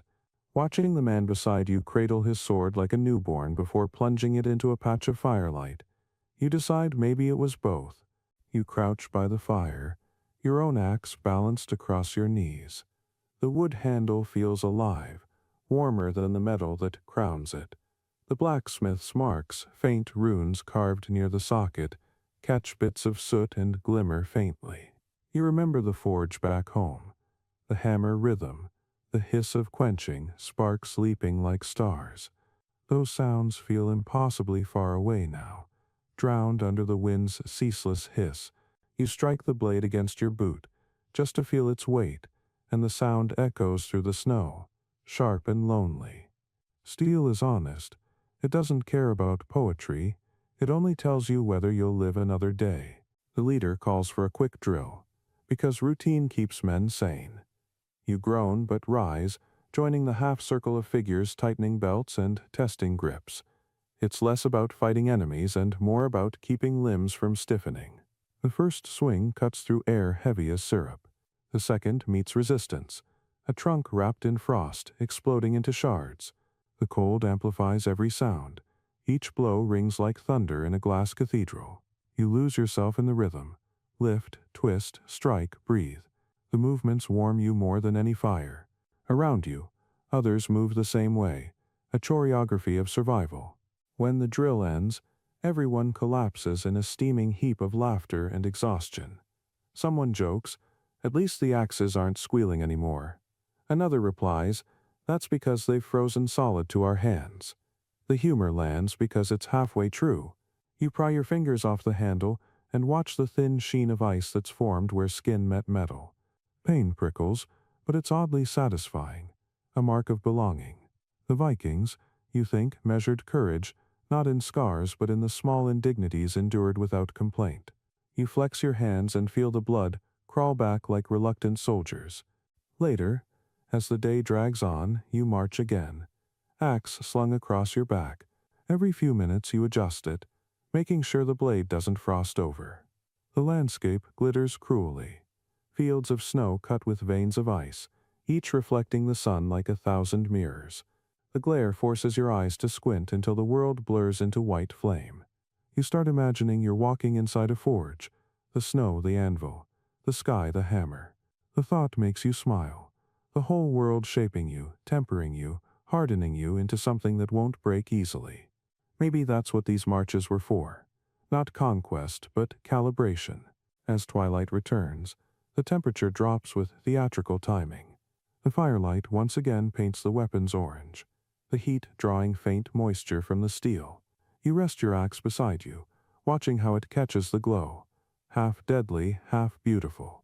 Someone begins to tell a story about a sword that refused to freeze, said to hum in the cold as if drinking the frost instead of fearing it. Another man interrupts to insist that's ridiculous. Metal doesn't sing. The first smiles. Then you've never listened closely enough. The fire crackles approvingly, sparks leaping upward like notes on invisible strings. You lie back, the axe handle pressed against your palm, comfortingly solid. The stars above are mercilessly clear, each one a pinprick through the velvet of night. You think about how fragile everything is out here. Skin, wood, steel, and how somehow all of it holds together anyway. Maybe that's the real lesson of frozen metal. Resilience isn't the absence of breaking, it's the art of enduring just long enough to swing again. You close your eyes, listening to the faint hum of wind moving through the blades around you, and for a second it almost does sound like a song. You reach the valley by late afternoon, stumbling down through drifts that swallow your knees. Between the snow-blind ridges, a shape materializes, a low dark outline against the pale world. Smoke curls weakly from its roof hole, twisting into the wind like a sigh. You blink hard, half convinced it's a mirage, but it stays. A longhouse, shelter. The word itself feels holy. You quicken your pace until the door looms large, thick timber banded with iron, fur curtains stiff from frost. Inside is nothing like you remember from sagas. The light is dim and smoky, the air a stew of wood ash, sweat, and old wool. It should smell foul, but to your frozen lungs it smells like paradise. One mainstream historical fact: Viking longhouses really were multi-purpose miracles. Home, workshop, barn, kitchen, parliament, and panic room all under one slanted roof. The quirky tidbit that makes archaeologists grin: many had animal stalls built right into the same structure, so at night you shared warmth and sometimes fleas with cows and goats. The open scholarly debate still swirling: did that heat actually make life bearable or just stinkier? You decide warmth wins every time. You drop your gear near the door, stamping snow from your boots, and feel the heat strike like a fist. The floor is hard-packed dirt, scattered with straw. A central fire pit glows under a smoke hole that clearly doesn't understand its job description. The smoke drifts sideways, filling the rafters with ghostly blue haze. You cough once, then twice, and someone laughs. An older man with eyes bright as polished amber. "First time?" he asks. You nod. "You'll get used to breathing fire," he adds, poking the coals with an iron rod. Sparks leap up like startled spirits. Around the fire, people sit close, knees touching, trading murmured words between mouthfuls of stew. A few sharpen blades. One woman braids rope. A child feeds twigs into the flames, mesmerized. Every inch of wall is hung with something: shields, antlers, dried herbs, tools, pelts. The flicker of light turns them into moving murals. You sit down near the edge, stretching your stiff fingers toward the fire, and watch condensation form on your lashes. The warmth hits in waves, almost painful at first. After days of open air and endless cold, this enclosed space feels almost unreal. Maybe that's why the sagas made it sound so grand, because in winter, 4 walls and a flame are civilization. You notice how the sound changes here. Outside, silence devours everything. Inside, noise multiplies, laughter bouncing off beams, metal clinking, stew bubbling, someone humming an old tune. The air hums with life. You can feel your heartbeat sinking to the rhythm of the crackling logs. A woman ladles you a bowl of soup, thick, greasy, glorious, and you take it without shame. "Careful," she says, "that's yesterday's goat and tomorrow's surprise." You grin, too hungry to ask for clarification. It burns your tongue and your soul in the best way. Above you, smoke stains mark the beams in long black streaks. They look like runes, like accidental writing left by years of survival. You imagine how many winters have played out in this exact room. Births, funerals, weddings, feasts, fights, laughter so loud it drowned the storm outside. Maybe warmth and memory are the same thing. Fragile but persistent, stitched into the air itself. You pull off your gloves and flex your fingers. For the first time in weeks, they don't feel like strangers. Someone nearby starts telling a story about a spirit who haunts smoke holes, jealous of the heat she can never touch. Another swears his cousin saw her face once in the fire. You laugh quietly. The line between myth and boredom blurs fast when snow traps you for months. Still, as the flames bend and twist, you almost see her there, just for a second. A flicker of pale face and long hair. You blink, and she's gone. Maybe imagination thrives best when your brain's half thawed. As night deepens, the longhouse grows warmer, louder. You lean back against the wall, stomach full, eyes heavy. The snow outside presses against the walls with soft insistence, as if trying to listen. The smoke drifts lower, curling lazily through the rafters. You close your eyes and let the sound of the fire replace thought. The longhouse isn't luxury, it's illusion. A wooden spell that convinces you you're safe when you're really just slightly less doomed. But illusion or not, it works. You feel your heartbeat slow, the ache in your bones fade. And before sleep takes you, you think, so this is what victory sounds like. It's not horns or shouting, it's crackling wood, snoring comrades, and the quiet satisfaction of surviving one more night in the long winter. You wake to a familiar pain, sharp, needling, personal. It's your toes complaining. You pull off one boot, and there it is, the grim truth of the North. Two pale digits, stiff and waxy, daring you to call them toes anymore. A wave of panic rises, but you laugh instead, because what else can you do? Around the fire, everyone's got their own battle scars. Raw cheeks, cracked lips, noses that look like they've been arguing with the weather. One man holds up his hand and wiggles what's left of two fingers, grinning like he's showing off a trophy. They stayed behind in Finland, he says proudly. Everyone laughs because here, humor is anesthesia. The Vikings understood frostbite not as misfortune, but as proof. One mainstream historical fact: frost damage shows up on Viking skeletons found in Greenland and northern Norway. Tiny deformities on toes and fingertips that mark the toll of endless winters. The quirky tidbit that anthropologists love: some sagas mention warriors bragging about frost scars, treating them like tattoos of endurance. The open scholarly debate: did Viking society truly romanticize suffering, or have modern storytellers over-mythologized their stubbornness? You wiggle your toes, or what's left of them, and decide the answer doesn't matter. Pain, out here, is just another kind of currency. The longhouse smells of smoke and survival. The fire pit glows low and red, the coals sighing softly each time someone pokes them with an iron rod. You sit wrapped in a fur cloak that weighs more than your dignity, sipping lukewarm broth that tastes faintly of goat and iron. Outside, snow slides off the roof with a soft thud. The world's still buried, and part of you envies it. Snow doesn't have to feel anything. One of your companions, Eric, limps over and sits beside you. He's missing part of an ear, frostbitten weeks ago, and now the rest of him looks mildly jealous of its freedom. Still hurts, he asks. A little, you admit. He smirks. Good.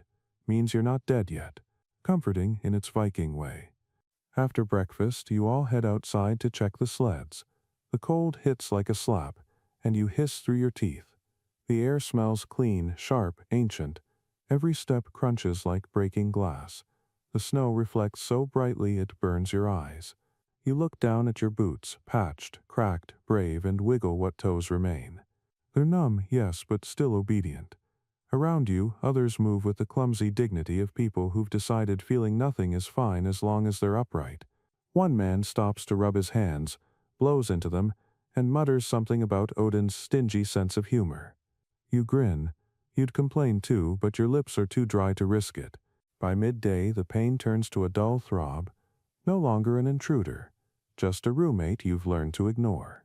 You march across snowdrifts that stretch forever, sunlight bouncing off ice fields like shattered mirrors. You think about how frostbite reshapes people, not just physically, but spiritually. The Vikings saw endurance as a moral quality, not just a survival skill. They believed the gods tested mortals with hardship to prove worthiness, not for heaven, but for here, for the right to stand and keep going. It's easy to romanticize that until your skin starts dying in slow motion.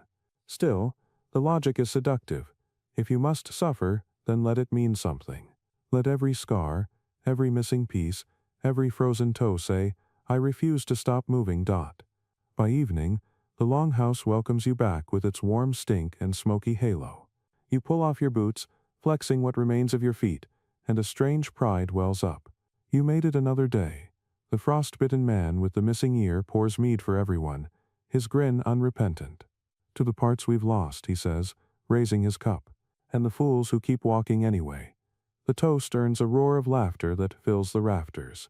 You drink deeply, the honeyed warmth chasing away the ache for a moment. The fire spits, the snow outside hisses, and you realize something profound in the simplest way.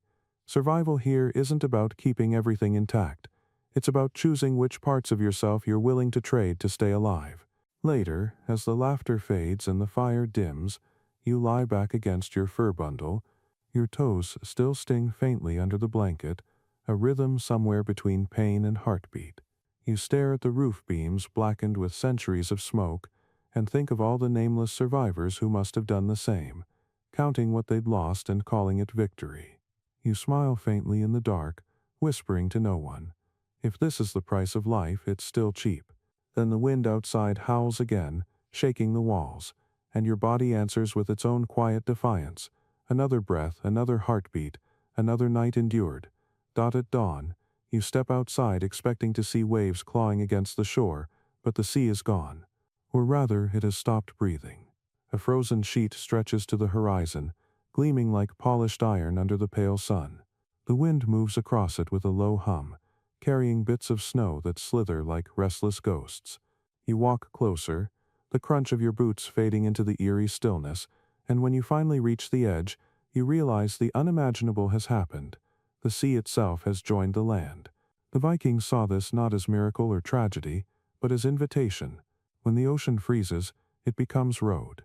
One mainstream historical fact: Norse sailors in winter sometimes pulled their ships onto ice, using them as makeshift shelters or sled platforms until thaw. The quirky tidbit that scholars still marvel at: some coastal settlements adapted their boats for sledding, tying ropes to the prows and dragging them across the ice with oxen, a strange hybrid of seafaring and sled travel.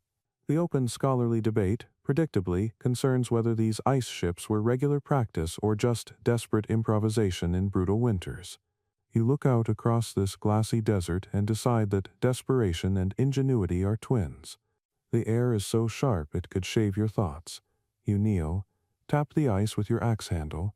It echoes like struck glass. Beneath the surface, bubbles shimmer, trapped mid-rise, their outlines warped by time and pressure. The sea's heartbeat paused. A shiver runs through you that has nothing to do with temperature. This isn't just frozen water, it's frozen motion, frozen meaning. You imagine the long ships of old trapped mid-journey, their oars useless, their crews standing bewildered as the waves stiffened around them. Did they curse the gods or thank them for the bridge? You wonder which one you would choose.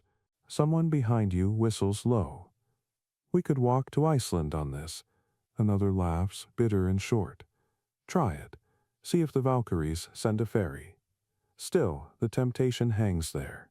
The ice stretches north, smooth and gleaming, a path into mystery. You can almost see the allure, the ancient instinct to go farther, to test the edges of possibility.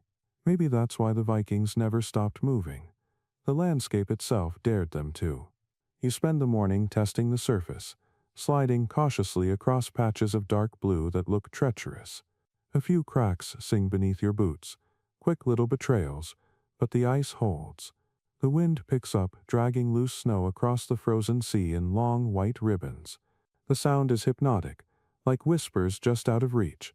You close your eyes for a moment and imagine sailing again, but the sails are invisible, the waves silent.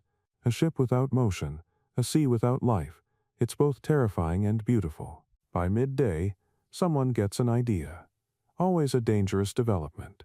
The men gather, ropes in hand, pulling one of the small cargo sleds toward the shoreline. They lash it to poles and a tattered sailcloth, laughing at the absurdity of it. A seaboat for the land sea. One announces, clearly proud of the pun. You all push it forward, and the wind obliges, catching the cloth just enough to glide a few yards before toppling over. Everyone roars with laughter, the sound echoing across the frozen bay. It's a ridiculous moment, but a necessary one. Even here, in this silence of gods and ice, people find ways to play. Later, as the sun leans low, you walk alone along the ice edge.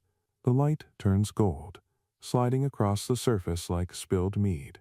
In the distance, dark cracks zigzag toward the horizon, signs that the sea isn't dead, only sleeping. Somewhere deep below, it dreams of movement, of thaw, of its own power returning.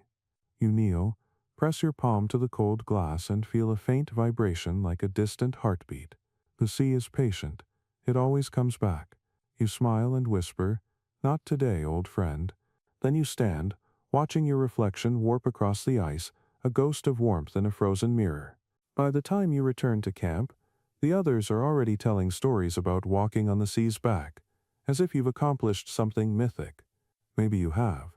Maybe survival itself is myth enough.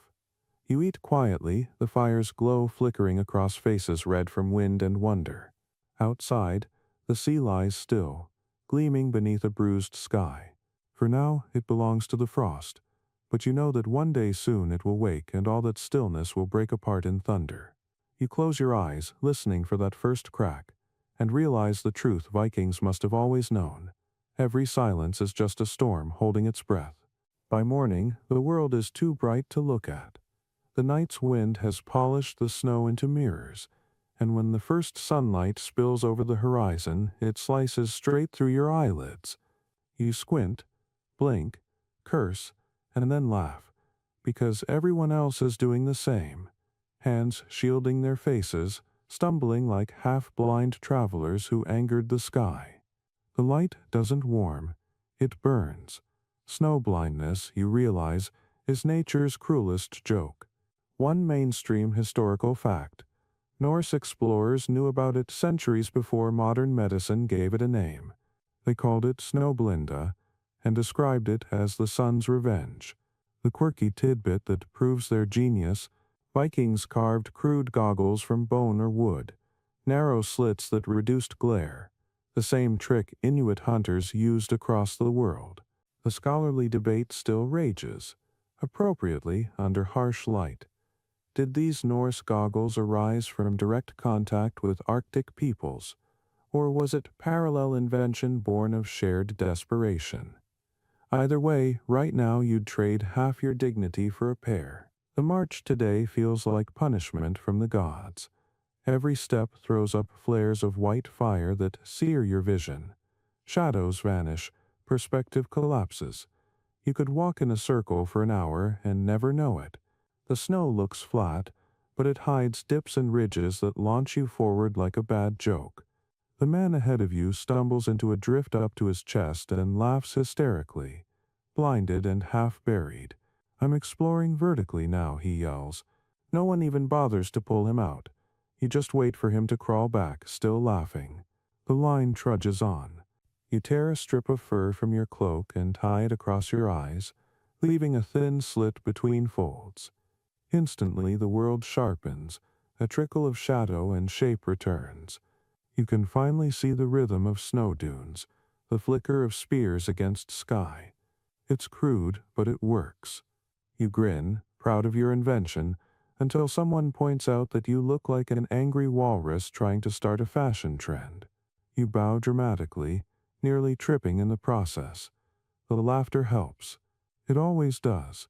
By midday, the snow's glare has turned the landscape into a field of molten glass. You begin to understand why myths treated sunlight as a living thing. This is no gentle warmth.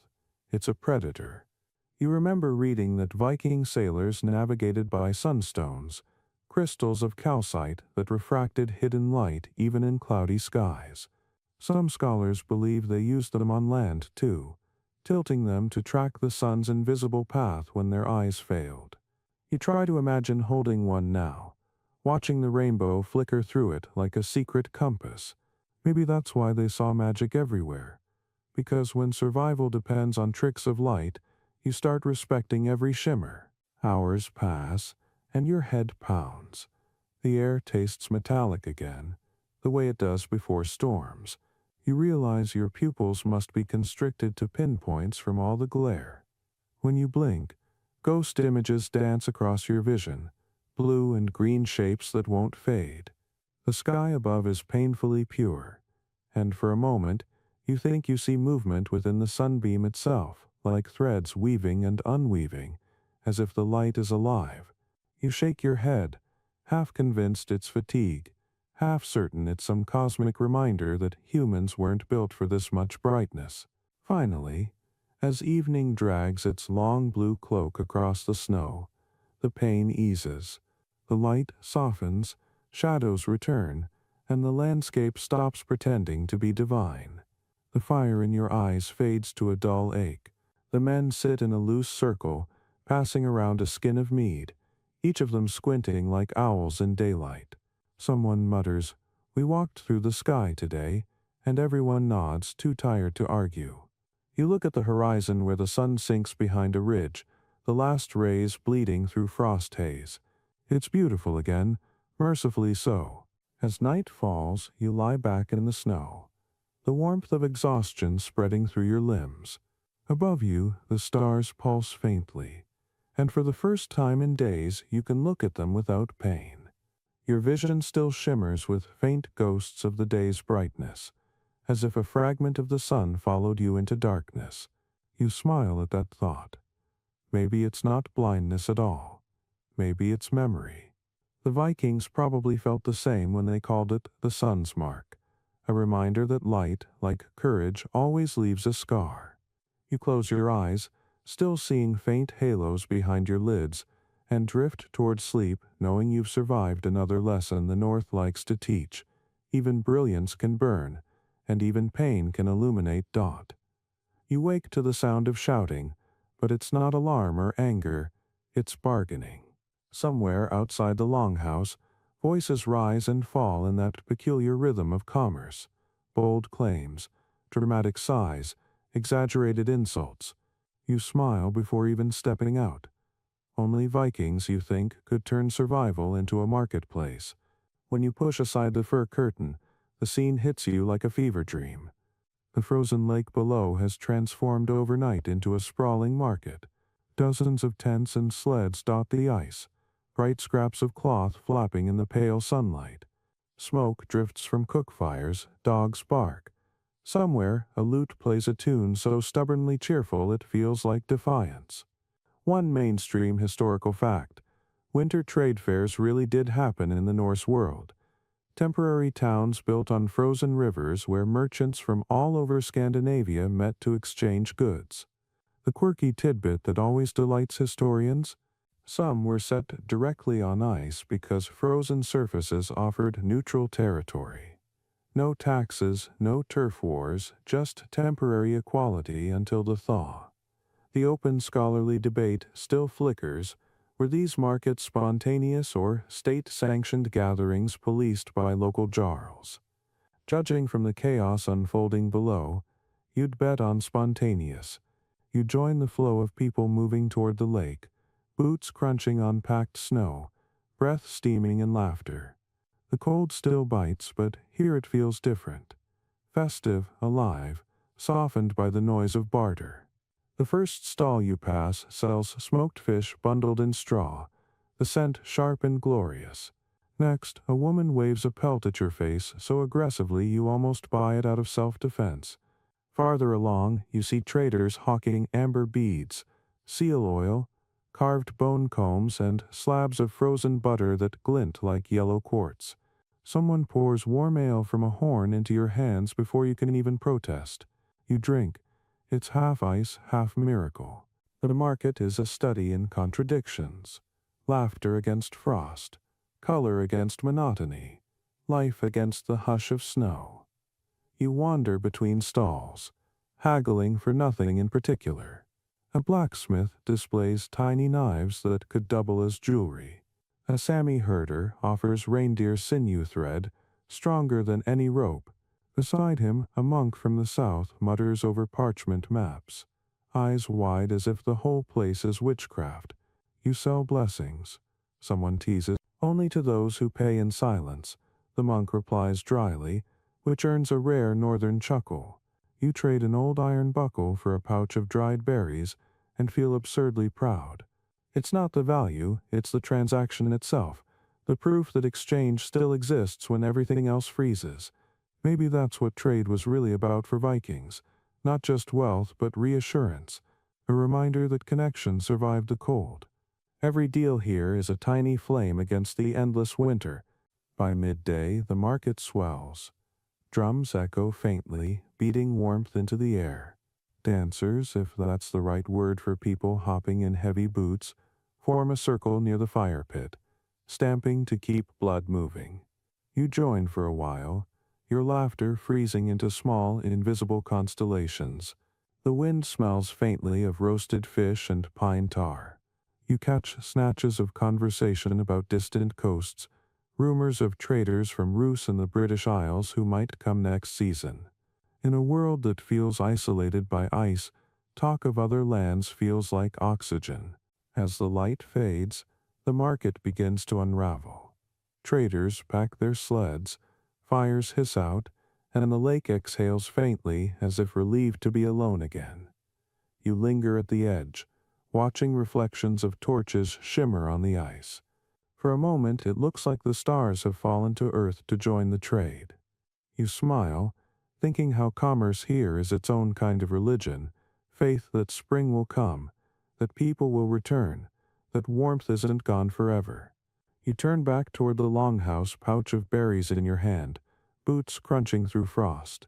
Behind you, a last shout echoes, a merchant offering good fur, bad prices. You laugh softly. Even in the cold, someone always tries to make a sale. And that, you realize, is how humanity survives the North, by refusing to stop making noise, deals, or jokes, no matter how long winter lasts. By dawn, the lake lies quiet again, emptied of traders, stripped of color, reclaimed by the frost. All that remains of the market are boot prints half buried by drifting snow, and faint scorch marks where fires once breathed. The silence feels heavier now, as if the world has exhaled and forgotten you. You wander down toward the ice to stretch your legs, crunching over what yesterday was laughter. Then you see them, shallow scratches along the frozen surface, neat as knife work. At first you think they're random, but then you kneel closer. Lines, curves, cross marks, runes. Dozens of them etched straight into the ice, each filled with frozen air that glitters like trapped light. The Vikings loved leaving messages in impossible places. Carving words into ice is exactly their kind of poetry. One mainstream historical fact: runic inscriptions have been found on every imaginable surface: stone, bone, wood, even metal tools and whale teeth. But a few Icelandic sagas mention runes on water, temporary charms traced on ice before battle or voyage. The quirky tidbit: some historians think these were meant to melt, carrying the spell downstream, like messages mailed by thaw. The open scholarly debate, of course, is whether such fleeting inscriptions were genuine magic or just bravado with better marketing. You look at the faint, shimmering lines before you and decide both can be true. You trace a fingertip along one symbol, Rado. Rado, the rune of travel and journey. How fitting! It catches a glint of sunlight, then vanishes beneath your glove's shadow. Nearby, others form partial phrases. Vinder mun tala, the wind will speak. Another, Elder Sefri hjarta vatens, fire sleeps in the heart of water. You whisper them aloud, your breath fogging over the letters until they blur. Each line feels like a conversation with ghosts, frozen mid-sentence. Maybe that's all writing really is, an attempt to make thought endure a little longer than breath. The ice cracks softly beneath your weight, a warning and a whisper combined. You step back carefully, eyes still scanning the strange graffiti of the north. There's humor here too. Not all the runes are solemn. One cluster near the shore spells something like Guniod me an axe. Another simply reads too cold for gods. You laugh, half expecting the sky to take offense, but the clouds remain distant, pale and patient. You return to camp with snow clinging to your boots and frost gathering on your lashes. The others are still stirring, packing gear for another march. You tell them what you saw, and predictably no one believes you. Runes on ice, one scoffs. You must have eaten bad stew. You grin and shrug. Maybe, you say, but the ice can write faster than I can. That gets a few chuckles, and one man says he'll carve a message himself tonight, just in case the gods are still reading. By midday, the lake is behind you, and the path winds through a valley crusted with frost so thick it glows blue. The sky hangs low, gray as old pewter. You keep thinking about those letters, how fragile, how deliberate, words meant to vanish. The Vikings must have understood impermanence better than most. Their world demanded it. Ships sank, storms erased trails, fires consumed homes, but still they carved, still they wrote.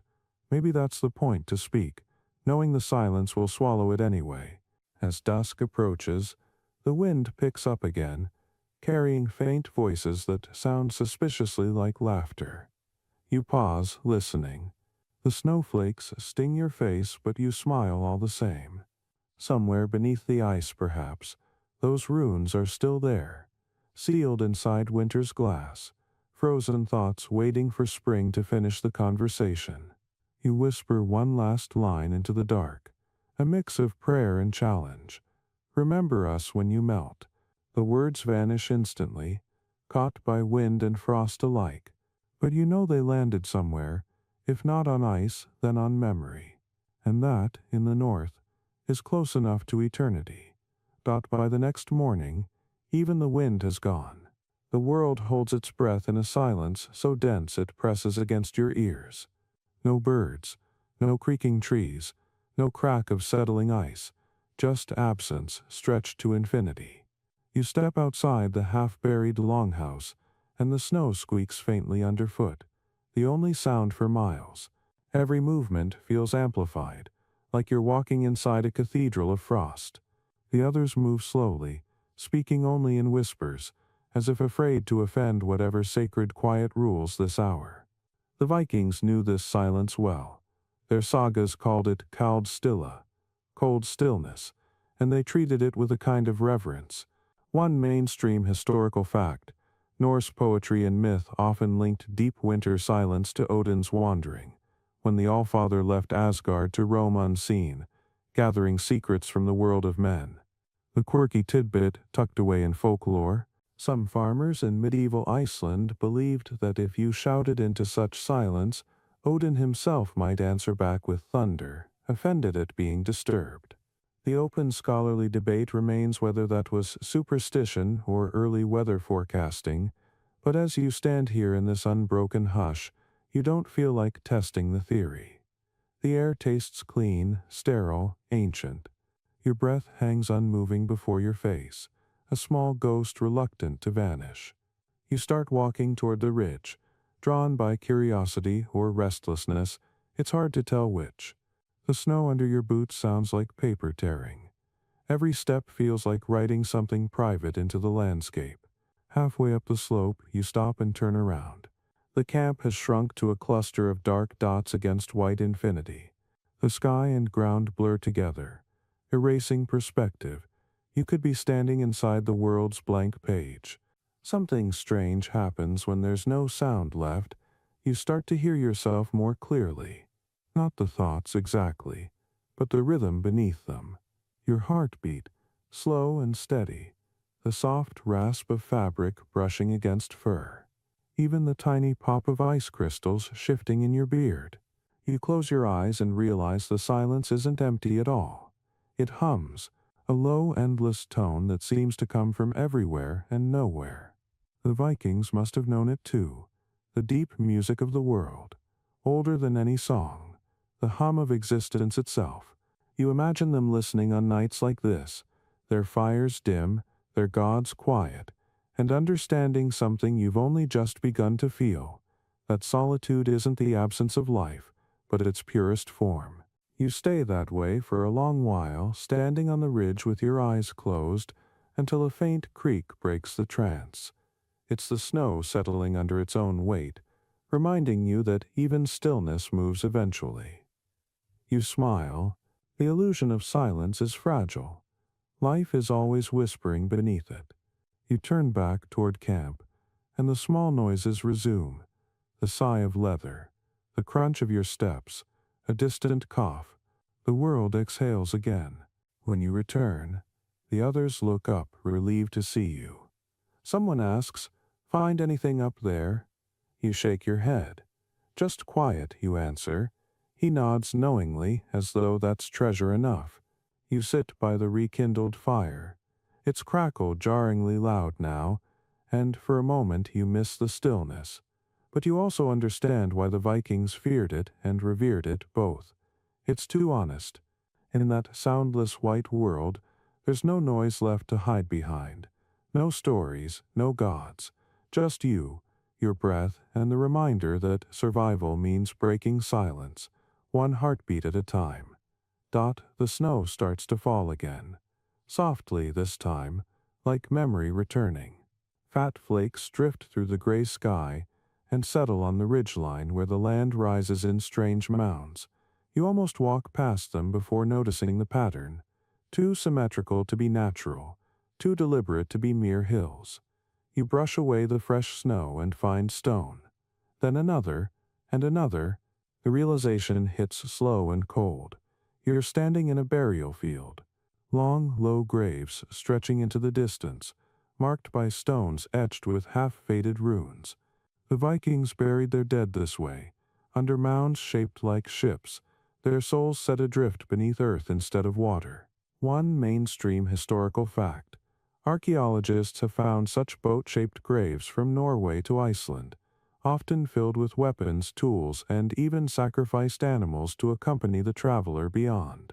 The quirky tidbit that tends to surprise modern readers, some of those tombs were reopened years later by the same families, not for looting but to add another body, layering generations like pages of a saga. The open scholarly debate is whether this was reverence or practicality.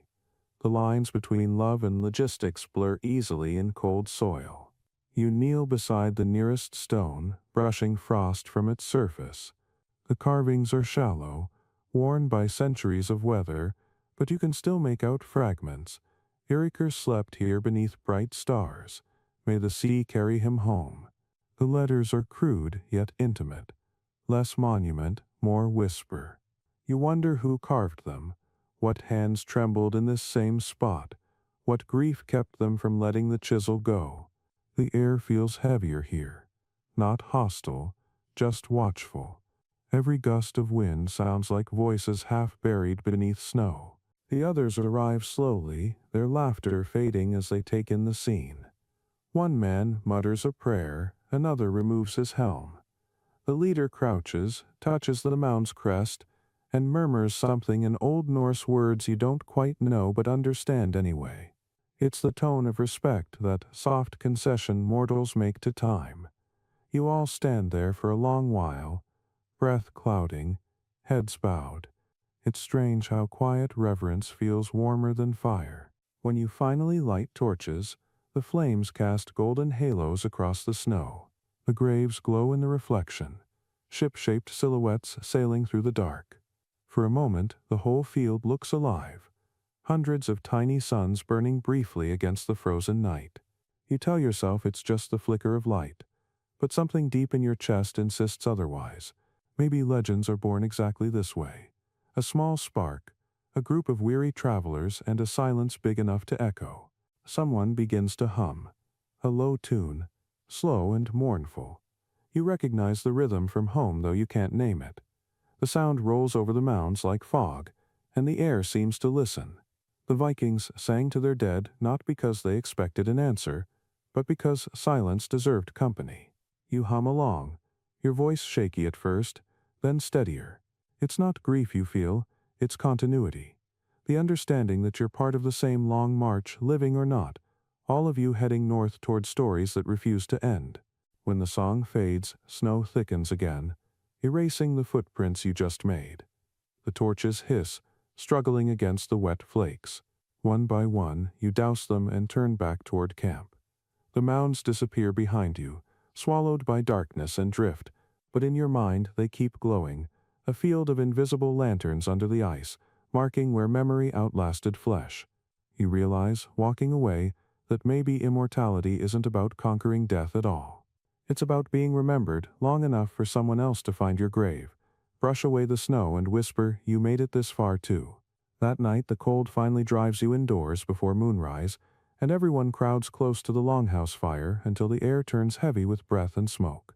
Boots steam on the hearthstones, cloaks hang like frozen flags near the rafters, and bodies collapse in exhausted silence. Outside, the storm has settled into a soft snowfall. Steady, hypnotic, relentless.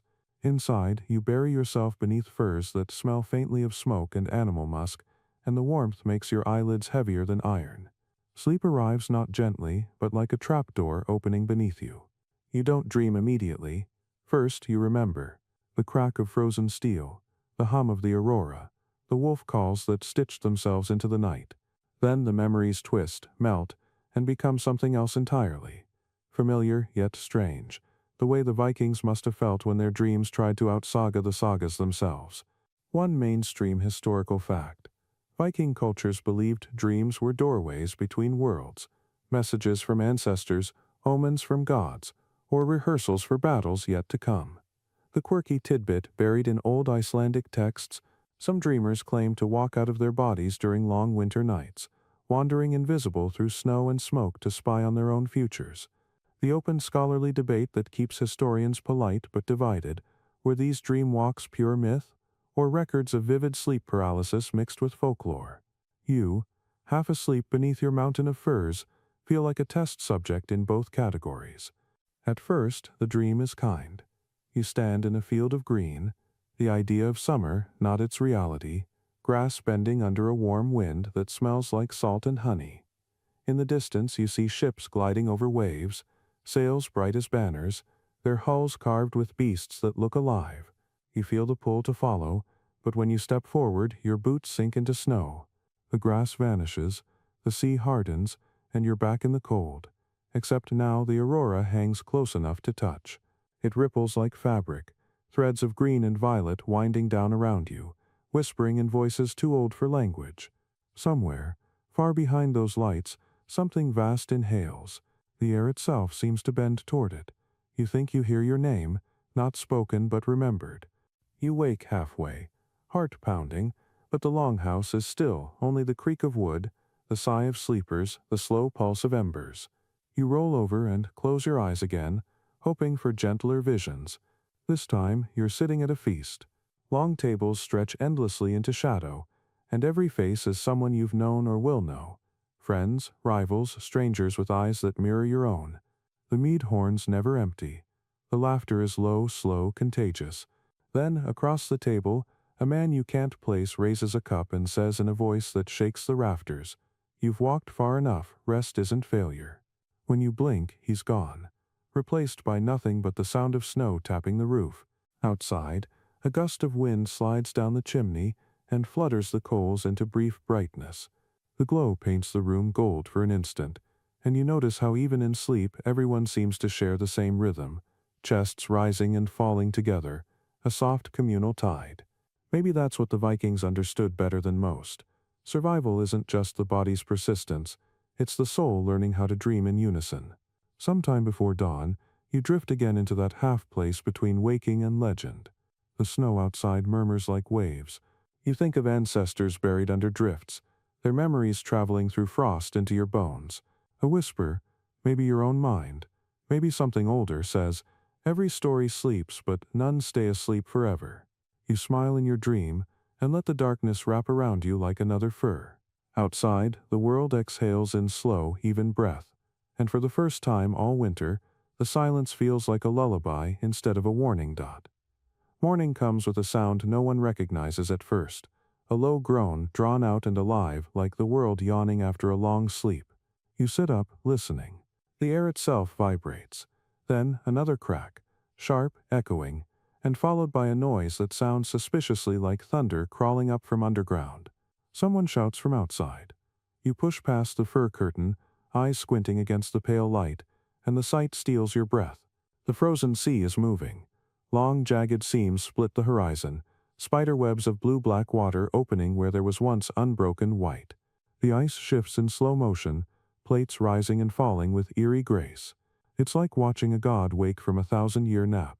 The others rush out, speechless. For months you've lived in stillness, in a world frozen mid-breath. And now, the thaw. You can smell it, the sharp metallic tang of brine and freedom. Steam rises faintly where the cracks widen, and you realize how fragile it all was, how close the frost came to convincing you it would last forever. One mainstream historical fact. Vikings timed their spring voyages by this exact moment, when coastal ice broke and the sea loosened its jaws. The quirky tidbit, some captains kept small wooden carvings, miniature ships that they freed into meltwater as symbolic test voyages before launching their real ones. The open scholarly debate is whether this was ritual, superstition, or just a clever way to predict whether the season's trade routes would hold. Watching the frozen world split beneath your boots, you suspect it was all three. The ice moans again. Deeper this time. A section near the bay edge tilts violently, sending a plume of spray into the air. You stumble back, heart hammering, and realize the noise isn't just cracks, it's music.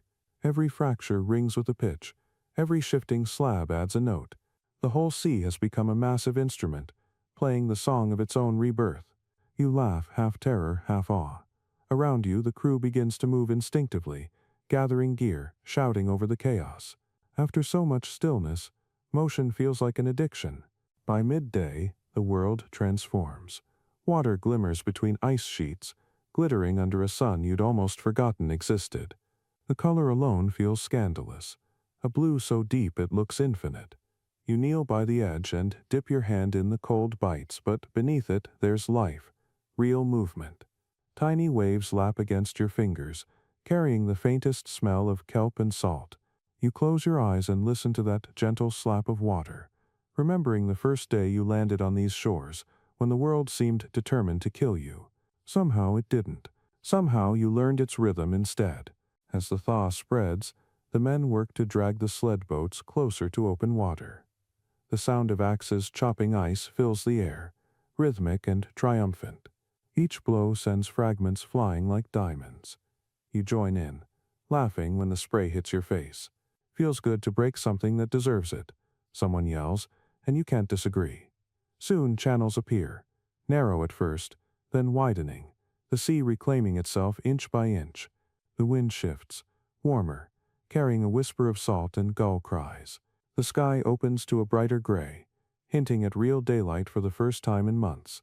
That night, as you sit by the fire watching water seep and sparkle in the distance, the sound of breaking ice continues, slower now, like a heartbeat winding down. You think about everything the frost took, time, feeling, pieces of you, and what it gave back: endurance, clarity, perspective. The Vikings must have known this paradox intimately, that to live through a frozen world is to let part of yourself thaw only when it's safe. When the final crack echoes through the valley, long and distant like the closing of a door, the camp falls silent. Everyone stares toward the horizon where dark water stretches wide and free. The sea is awake again. You breathe deep, the air tinged with salt, and whisper to no one in particular, "We made it." The water answers with a faint hiss as a wave collapses against the shore, the first in months. It sounds like applause, or perhaps forgiveness. Either way, you take it by the next dawn. The thaw has advanced like an idea you can't take back. Rivers roar beneath their thin crusts, the sea glints dark blue at the horizon, and the snow that once muffled everything now weeps itself into mud. The air tastes of metal and salt and memory. Steam curls from the ground as though the earth itself is exhaling centuries of silence. You watch it happen, the undoing of winter, the world slowly remembering its own motion. The Vikings must have seen this same transformation each year, ice surrendering, colors returning, and the sudden unsettling noise of life starting up again. One mainstream historical fact: Norse farmers measured the year not by calendars but by thaws. The breaking of rivers marked the beginning of their true new year. The quirky tidbit that fits perfectly here: some chroniclers wrote that the first melt was considered holy water, collected and poured onto ships, fields, or even newborns to wake them for spring. The open scholarly debate still ripples like meltwater. Was this act ritual or simply relief masquerading as religion? You stand at the edge of a stream, bursting from under ice, and decide it was both a prayer disguised as practicality. The camp comes alive in a kind of confused joy. Men run to wash faces in icy water, laughing at the shock. Others strip heavy furs from their shoulders, daring the new wind to challenge their optimism. You do the same, just for a moment, and the air burns your skin in a different way. Sharp but alive, like biting into lightning. The landscape steams. The scent of thawed pine drifts through the valley. You can hear it everywhere now, dripping, cracking, gurgling. An orchestra of endings. Later, as you pack, you look back toward the fields of ice still breaking apart offshore. Each fragment gleams, spins, collides, and drifts away. A slow-motion battle between warmth and memory. You can almost imagine the stories already forming. How warriors once walked over a frozen sea.